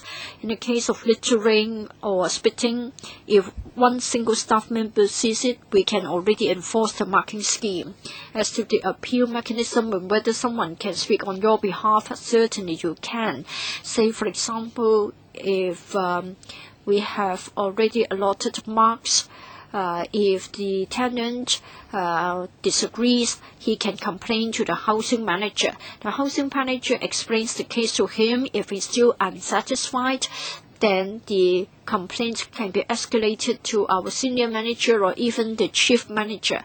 Had it been a case of accumulating 16 points and therefore NTQ is initiated, then the mechanism allows for an appeal, and we have an independent appeal panel not being composed of HD members. So the tenant's case will be heard. So there is an appeal panel.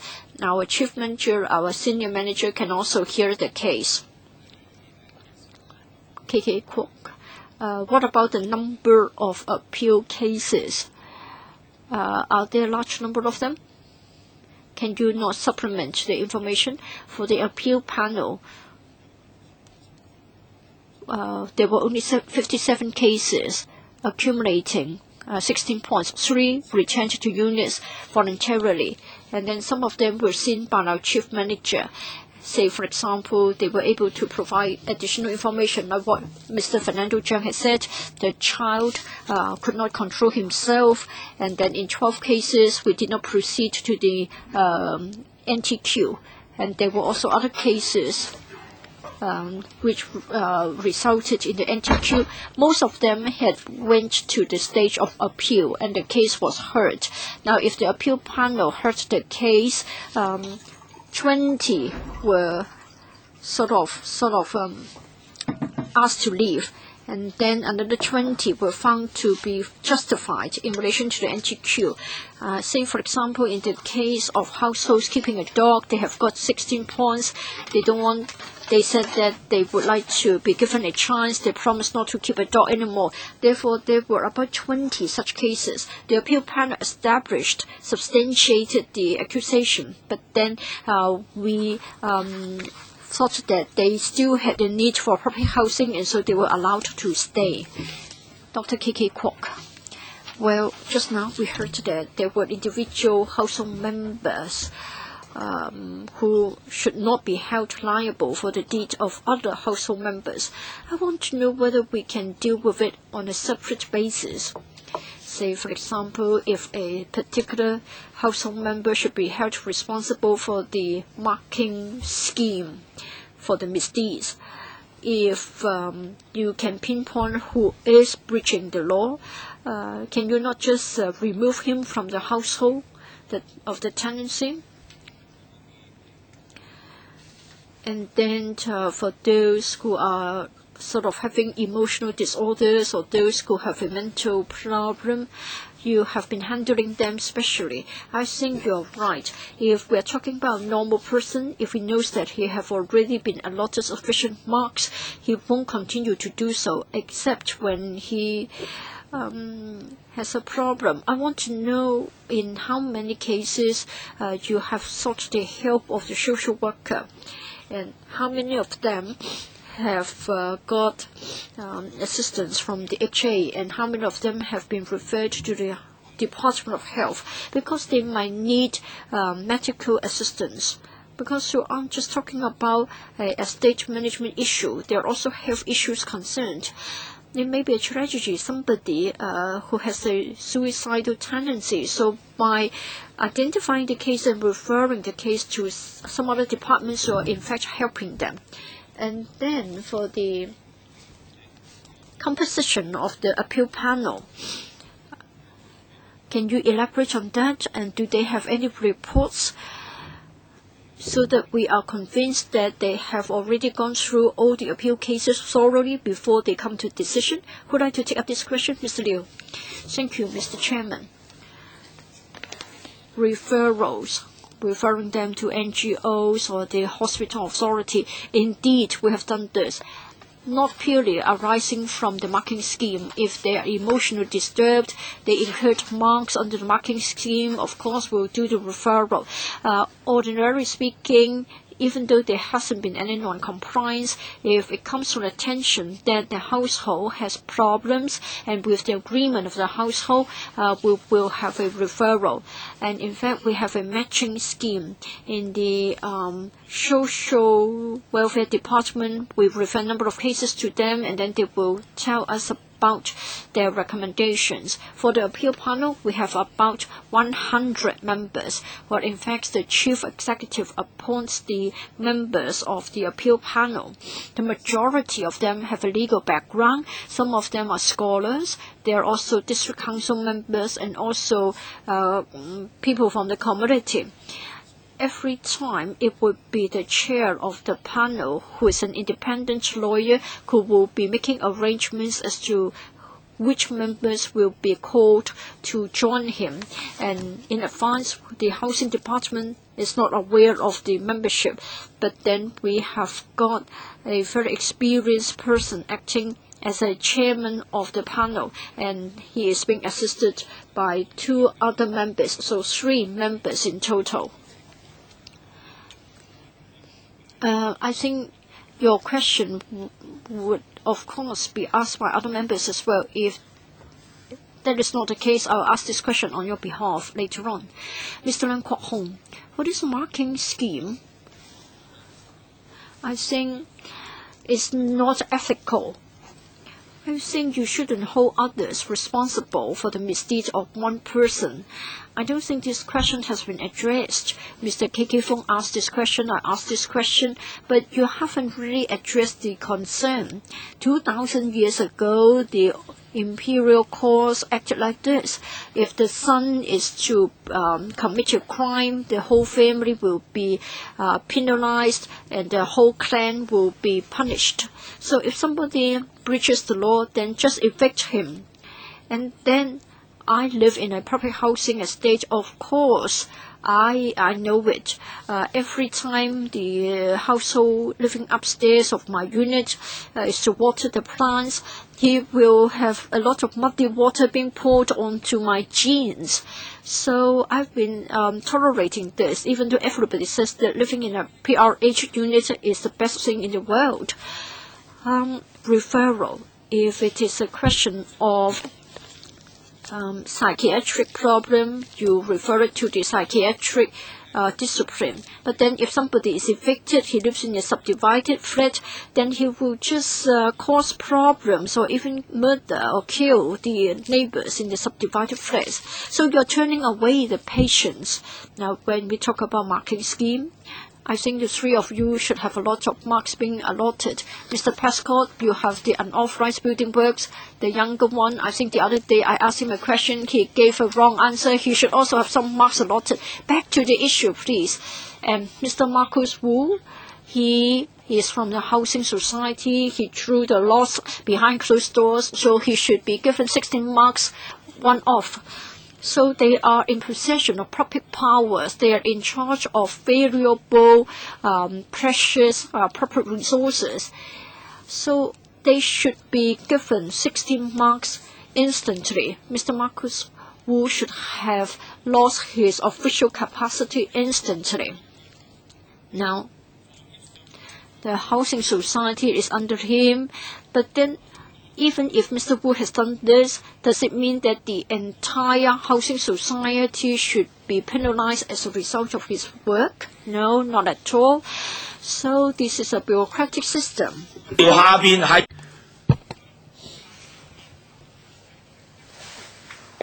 Well, there are different bureaucratic tiers. The lower tiers should advise the upper tiers with something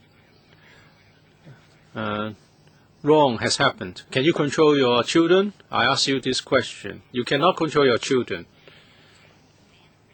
So if you do not really dismiss Mr. Wu, don't tell me anything about the reasonableness of the marking scheme. I'll be using my 3 minutes now. A question for the administration. Are you going to review this very feudalistic scheme whereby you get punished for another person's misdeeds. As some members have said, everyone should be responsible for his own conduct. And also, sometimes other family members may not have knowledge or control over the action of another family member. If one family member fails to comply with your requirements and as a result all family members got punished, that's not fair. So my question for the Housing Department is whether you are going to review this much criticized system, something out of place, something feudalistic in the 21st century. I'll answer this one. I think there seems to be a perception here that this is a penalty approach. The whole point of the system is not to get people out, it's to change behavior. It's far more important to us that people stop what they're doing. We don't want to throw people out in the street because, quite frankly, if we throw them out, they're still a liability to us if they have no other accommodation. So I think you need to see this in the context of what we're trying to achieve, which is change behavior through influence, rather than trying to penalize people. And you know, the fact is, if we are going to do a review, which we do from time to time, we look at the sort of nature of offences. Most important of all, we do make sure that our tenants are aware and we get their feedback. And frankly, at the moment, relatively few, I believe it's below the 20% of our tenants actually critical of this scheme. Most of them accept that the scheme achieves its objectives, which is to change behaviour, and that's the important thing. Mr. Pascal, time is rather limited. Perhaps you can pause here. Perhaps I can continue with my comments. I don't think you actually answer my question, or you are in response to members' requests. In nowadays society, we should look at individual legal responsibility. You should not ask the whole family to be penalized. That's why we strongly request that this system, which is very feudalistic, should be come under review. I'm very unhappy. I'm very dissatisfied with this scheme, and I don't think other members would accept it. And I think I'm fair in making such a conclusion. Please review the system. We have exceeded our time. We don't have a second round. Sorry. Notwithstanding the fact that you are a PRH tenant, we have exceeded our time. I think I have summarized members' views. We are of the view that this is a feudalistic, and seriously so. Thank you for your attendance. We move on to the next item now. Item 7, issues relating to the Shao K1 Mixed Scheme project developed by the Hong Kong Housing Society. We would like to welcome representatives from the Housing Society. Paper number CB16191213/08. It's a discussion paper provided by the Hong Kong Housing Society on this Shao K1 Mixed Scheme project.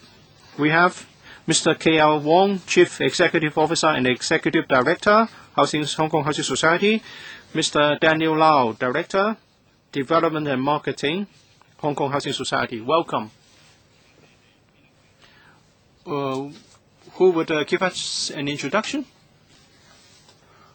We have to start at 5. And after your introduction, members will put questions to you. Thank you, Chairman, for giving us the opportunity to brief members on this so-called Project H21 in Shao K1. This is because of the MOU we signed with the URA in June 2006 Under this MOU, we have 6 URA projects to carry out, and this is one of them. This is not a subsidized housing project, and that is a future buyer that will not be subject to any resale restriction. Under H21, we would like to promote cross-generation care and support. This is the concept. H21 will have 214 private flats for sale, and we will reserve 60 rental flats for lease to elderly tenants. Purchasers of the private flats will be given priority to lease the rental flats for their aged parents or family members. By doing this, we would like to promote cross-generation care and support. The project will be completed at the end of 2014. Pre-sale will take place at the end of this year. Because there's no subsidy involved and there's no resale restriction, we would sell on market prices. And that's all for my introduction. We have Dr. Fernando Zhang, Mr. Leung Kwok-hing, Dr. Kwok-hing, Mr. Kwok-wai, maybe 3 minutes for questions and answers. Housing Society representatives, please be reminded that we have a time limit. We'll give each member 3 minutes for his or her questions and your answers. Dr. Fernando Zhang. In 2006, I was there. Actually, 2 brothers were carried away. The 2 brothers thought their properties were seized. So the compensation was considered unreasonable. I saw the bailiffs there carrying the owners away. And now I have a lot of feelings and emotion when the project is up for discussion. It's been assessed that it's about on a saleable area basis is 20,000 per square feet. So it will at least cost the owner $8 million. As for the rental flats, the rental is at least $9,000. So you acquired the properties, you evicted the owners, and now it will fetch a price of $20,000. How much profit can the Housing Society expect to get, and what are you going to do with the money? And what about the setting up of owners' corporation by the future purchasers? Because I'm concerned that even setting up an OC will not be allowed. Housing Society? Well, this is done under the MOU signed with the URA, and at that time we resumed the properties in accordance with land resumption regulations, and we will sell at market prices. We haven't mentioned the prices because we don't know what kind of market prices there will be at the end of this year. We only sell at a discount for subsidized housing. So market prices will be what we go by. As for whether the Housing Society will make a profit out of it, a lot will depend on the market prices. Back in 2002, when we signed the MOU with the URA, we expected at the time that for the 6 renewal projects, we would incur a loss. But we want to play a part in urban renewal and improvement to the urban environment. Chairman, I don't think he can answer my question. In the name of improving the environment, they took away people's properties in the name of land resumption. And now you are going to sell at market prices. It's going to be likely in the region of $20,000 per square foot. But back then, it was just a few thousand. So you're going to make a tenfold or eightfold or tenfold profit. As a non-profit organization, why should the housing society be doing such unethical things? Mr. Leung Kwok-hing. Let's talk about Mr. Wu, Mr. Marco Wu. Actually, your developments are relied on public funds and public policy support. And you drew lots behind closed doors. And your office is in World Trade Center, in the prime site. Why did I go there? Because I had to accompany some the owners of your properties who were going to be evicted. I wanted to see Mr. Wood, and the police was summoned to drive me away. What kind of public organization is this? I asked for the lot drawing to be done in public, and yet it's not allowed. You enjoy public powers. Why should you be in the business of marketing like this? If you buy a flat, you can rent a flat for your parents. Why should you be adopting such marketing practices? Well, if we have this for PRH, then Mr. C.Y. Leung would not have to identify sites for PRH. Well, this is just a reward. In 2002, Mr. C.H. Tung was about to be re-elected. He got 700 votes. What is LDC? The money, the power, and everything came from the government. So what is your organization? What have you done for people living in subdivided flats? Mr. Marco Wu, well, he's a senior official. But you must do Hong Kong people a good turn. You must serve Hong Kong people. What kind of people will benefit from your project? Only those who can afford to pay. I would have to ask C.Y. Leung to get these sites. Don't go by commercial principles. Why don't you open a coffin shop and set up a columbarium? There's a better business.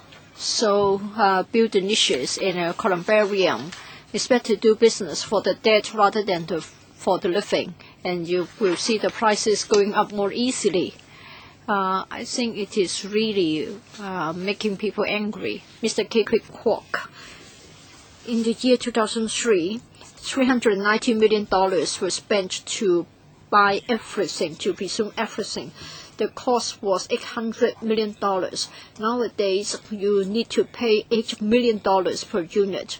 So it's a matter of $1.8 to $2.2 billion. For the housing society, you draw your salary from the public coffers. So how can you say that this is non-subsidized housing? Now, the property developers are doing what they can to make the best profits. I don't think we need one more. That is, we don't need a housing society joining the race.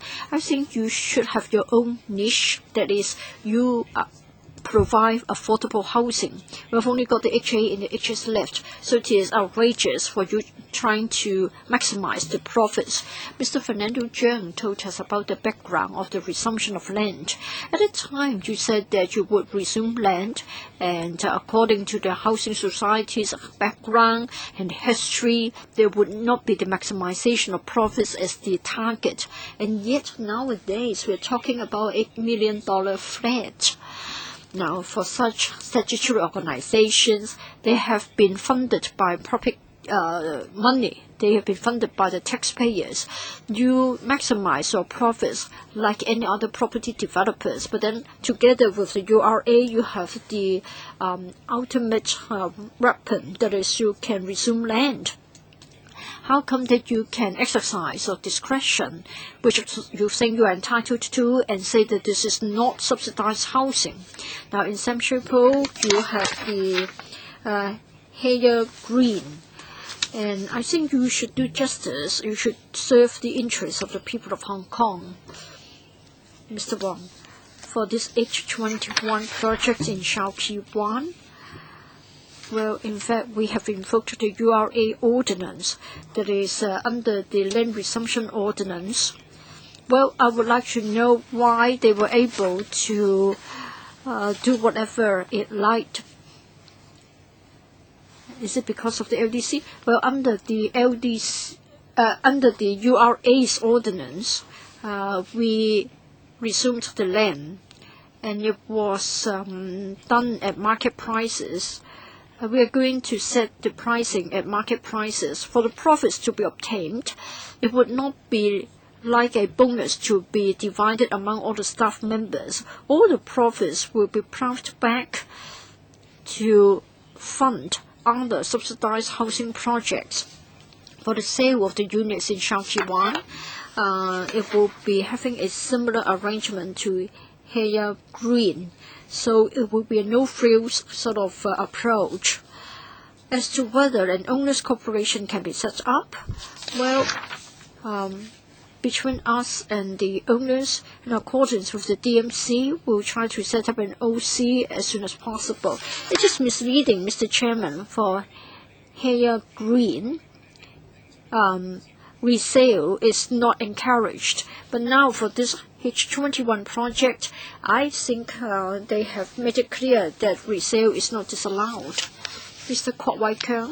Thank you, Mr. Chairman. For project H21, I want to know more about the redevelopment. Perhaps the Housing Society has to get used to having a meeting with the electrical members. The information you have given us is too scanty. We want to know about the sizes of the 214 private flats for sale, as well as the 60 rental flats for the elderly. And what about the rental level? How is it going to be set? Will it be based on market value?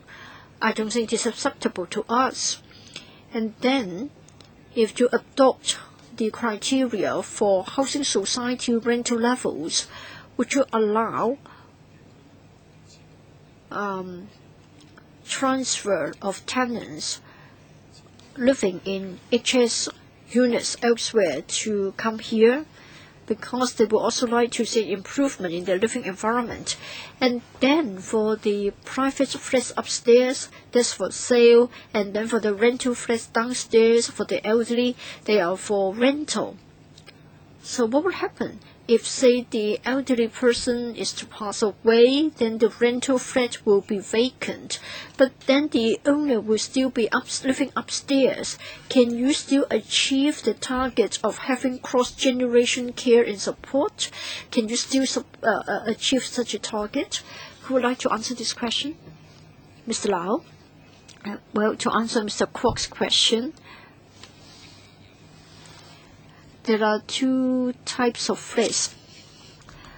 One having 2 bedrooms, measuring 500 square foot, and then another kind is the 3-bedroom flat, about 600 square foot, so half of them.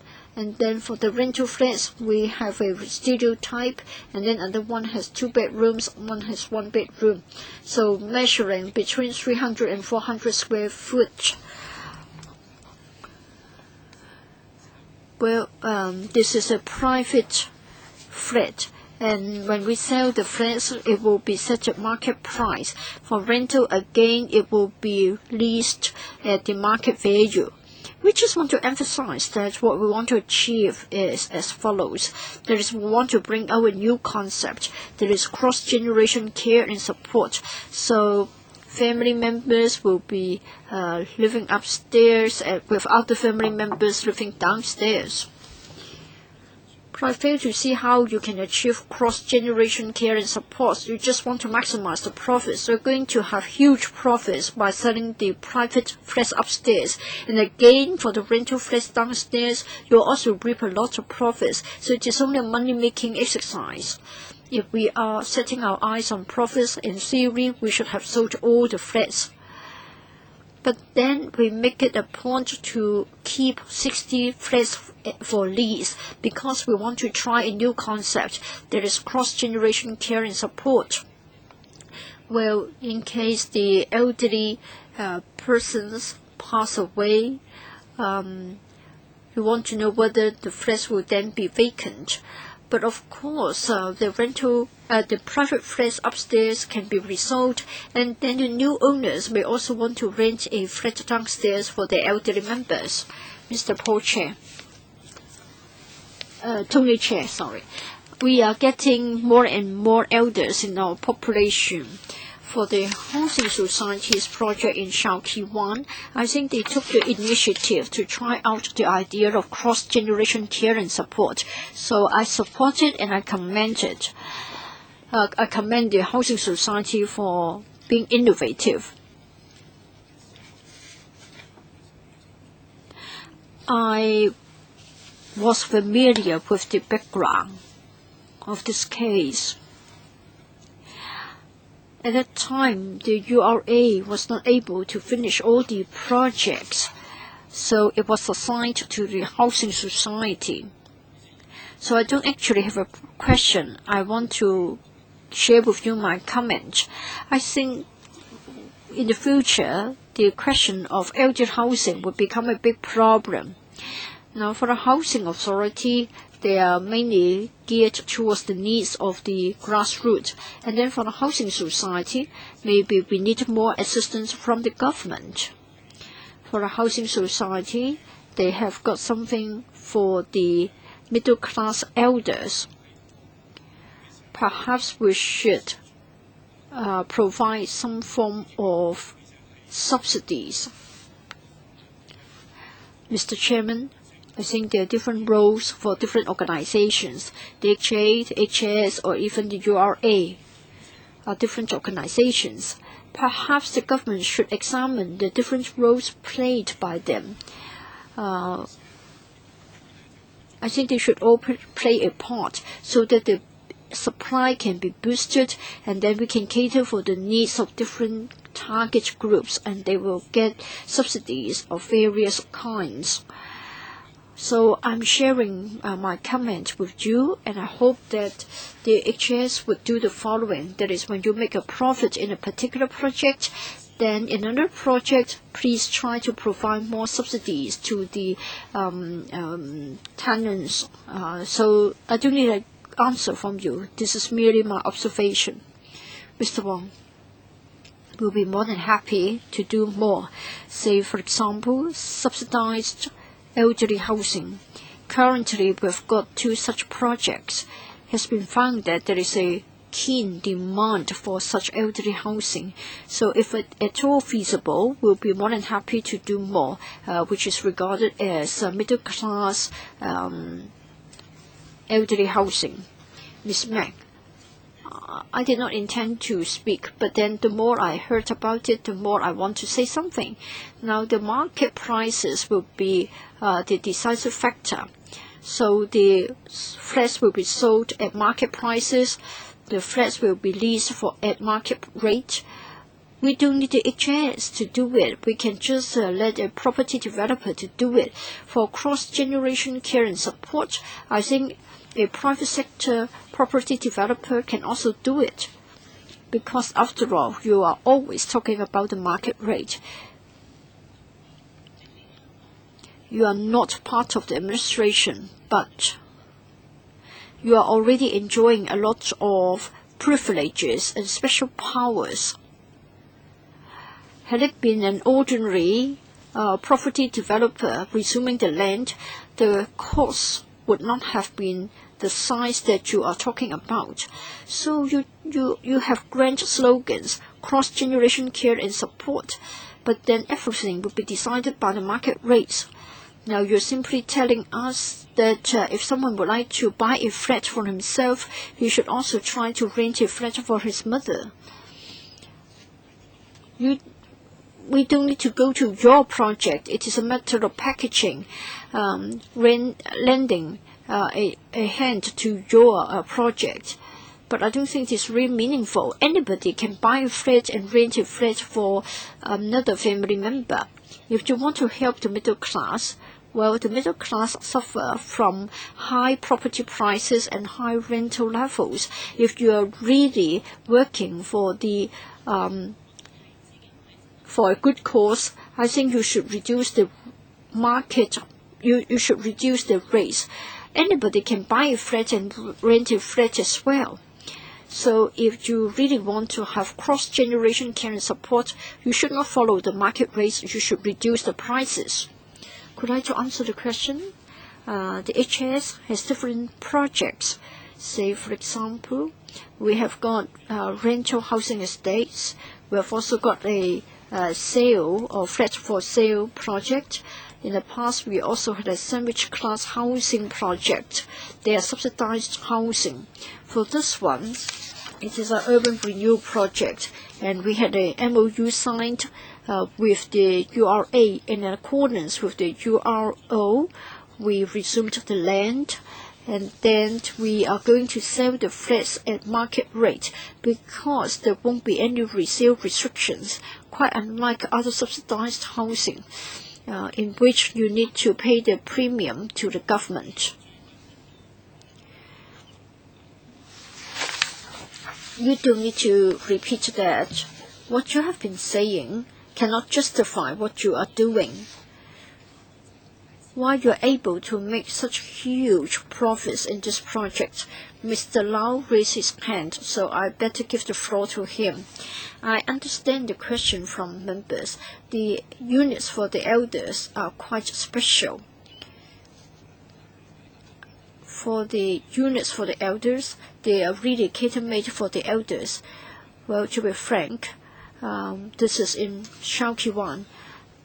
It is more spacious in terms of the public open space or the common areas, and we will facilitate the exchange and the meeting with each other on the part of the elders. There are also special facilities, the buttons and etc. All of them are to be tailor-made for the elders.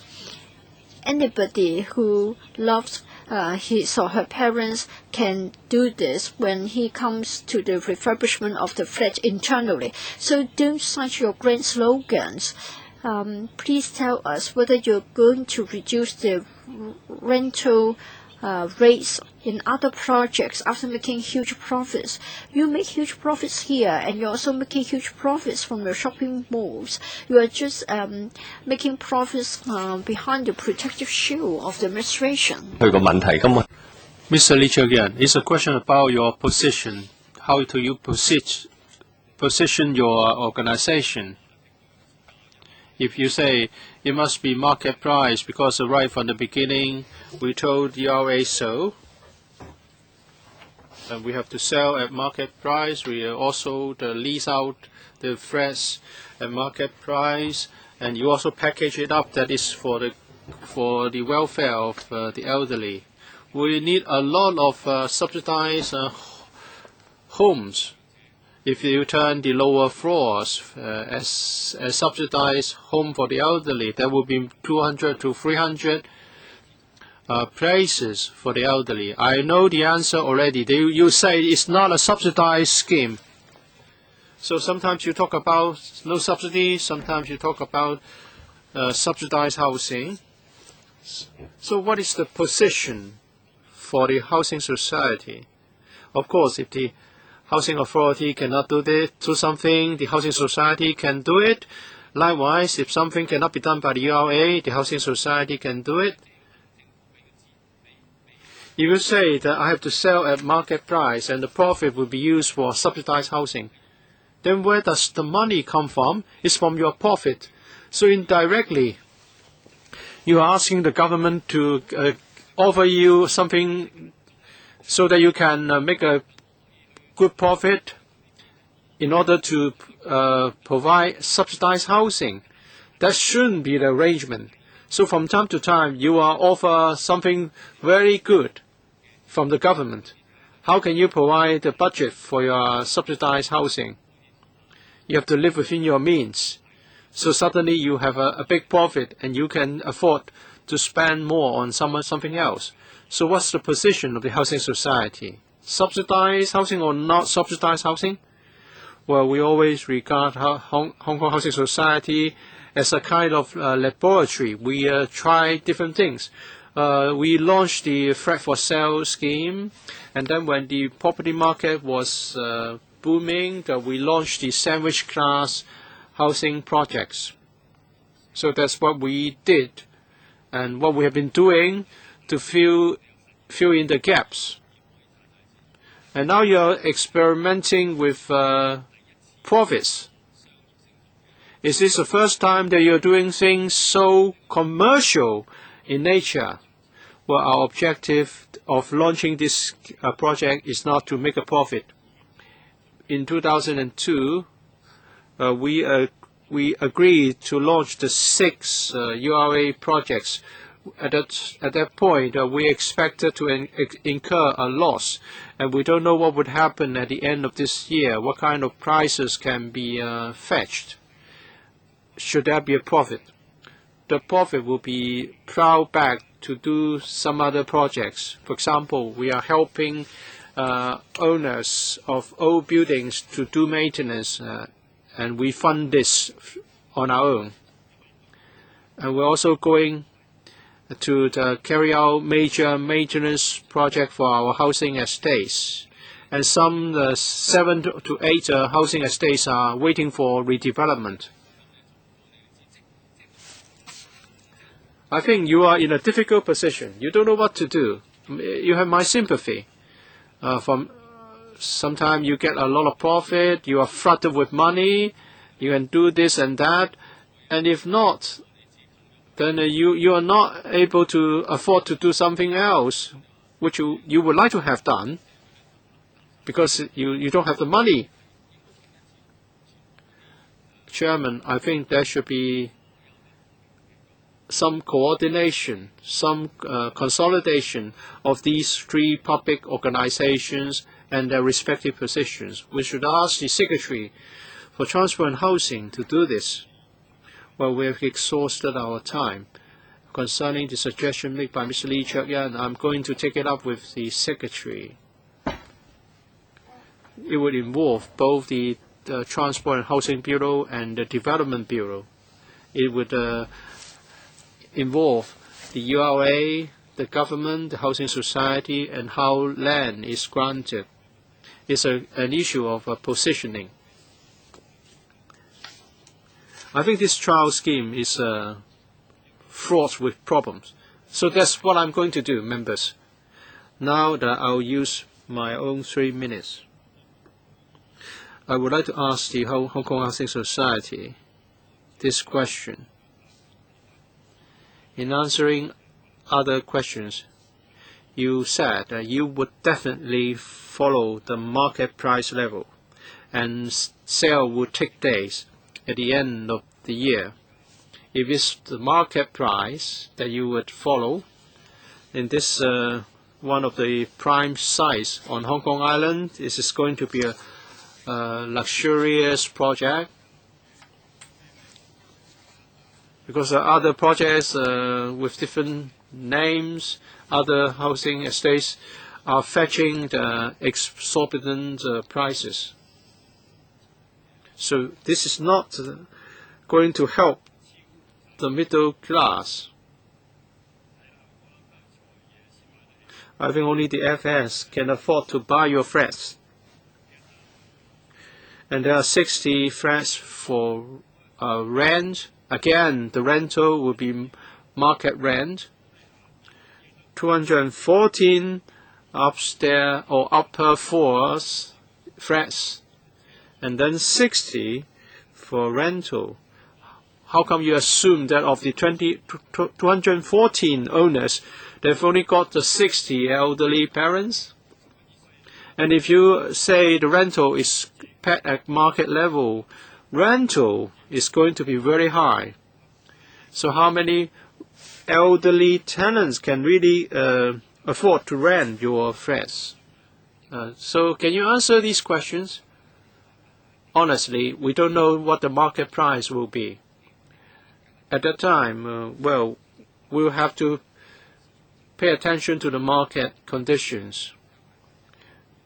And we'll look at the transactions in the surrounding areas. Just like what we did with Heya Green, we're not trying to break the record. We just pay attention and refer to the transaction prices at the time.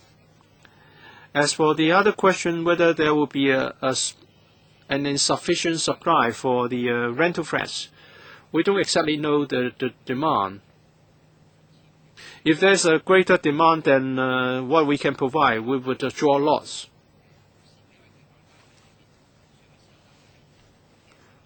The private flats in upper stories may have 2 or 3 bedrooms.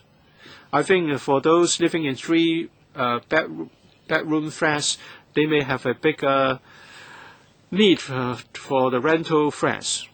I think 60 will be sufficient. Well, this is neither fish nor fowl nor flesh. We don't know how to call this project. This is certainly a monster, a legacy monster, a result of what you decided in 2006. And now property prices have surpassed those in 1997. And now you have this project launched. You are going to make a big profit out of this monstrous project. So I'm going to write to the 2 secretaries as chairman of this panel to ask for a review, and we should have no more monsters like this. For the second round, we have only got 6 minutes left, so 2 minutes for each member. And I draw a line here. 2 minutes for the 3 members. Mr. Leung Kwok-hing.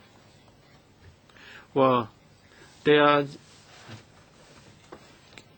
only giving out petty benefits, and you resort to sophistry all the time. You are telling people that if you buy the private flats in upper stories at market levels, I'm going to offer rental flats for your parents. So it's a small benefit that you're offering. And you are saying that successful purchasers of the private flats will be given priority to lease the rental flats for the aged parents or family members. This will enable the flat purchasers to stay closely with their parents and family members for mutual help and support, blah, blah, blah. But if you want to do this, why don't you build more homes? Or you can provide some annuity scheme. Or you can provide reverse mortgage to elderly parents. Bankers are not bold enough to do this. So it's a total mess in your concept. You said the money you gain will be for doing good. I can bet with you. You are going to mix up all the sums in your account, and you can point to different things at different time. Give me a family tree, show me where the money goes, and I would bet that you cannot do it. Second, let me say this again. This project. What happened if the elderly parents pass away? Who will fill up those flats? How? How can this be done? How can those flats be rented out? Dr. Fernando Zhang, he said that together with the URA, they invoked the land resumption ordinance to resume the properties in order to improve the living environment. Back then, you evicted some owners and some tenants. What happened to those people? Did they buy another property in the same district, or do they still live in the same district? And as a result, their living environment can be improved through this project. Does the housing society have any information to this effect? As regards where those affected residents have gone, we have no information about that. But we do know that when they sold their properties to us, 129 owners were affected by the project. 88 accepted compensation paid by the housing society. Well, I think they are just going through the motion of reciting the procedure. If you really want to improve the environment for the affected residents, and you don't know what kind of life they are leading where they have gone, how can you achieve this objective? What they can achieve is to reap billions of dollars of profit. And maybe I can be allowed 1 more minute or 2 minutes to say this. 155 flats were affected. 30 accepted the rehousing by housing society or housing authority. 62 accepted cash compensation, and they made their own arrangements. As for the remaining 63, Chairman, I don't need this information. I want you to conduct a serious review. You regard yourself as a non-profit organization. You resume people's property for a public purpose. Chairman, the mission of the housing society is very clearly spelled out here, to provide affordable housing. And now you want to gain the maximum profit.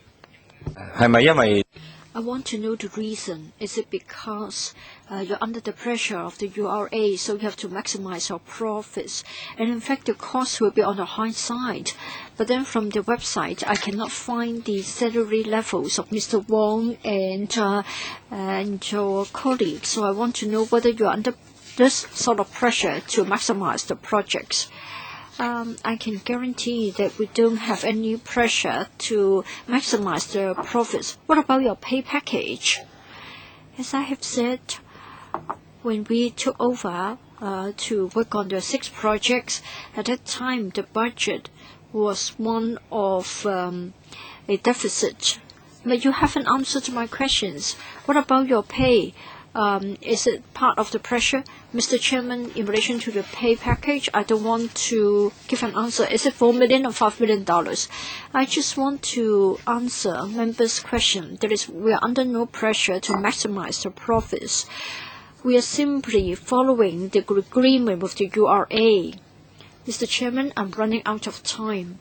I want to know why this is unlike the previous HS projects. That is,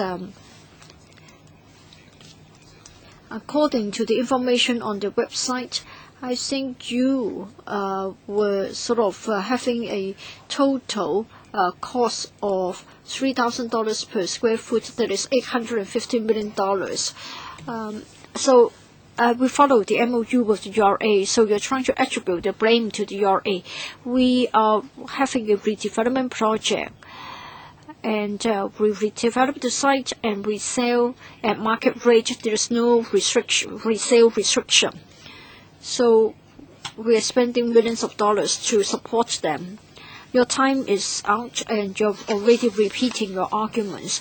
In relation to this topic, I have said that I'll be writing to the 2 policy secretaries, inviting them to review the relevant policies. So that's it for this item. We haven't got any other AOB items, so that's it for this meeting. Thank you, HS representatives.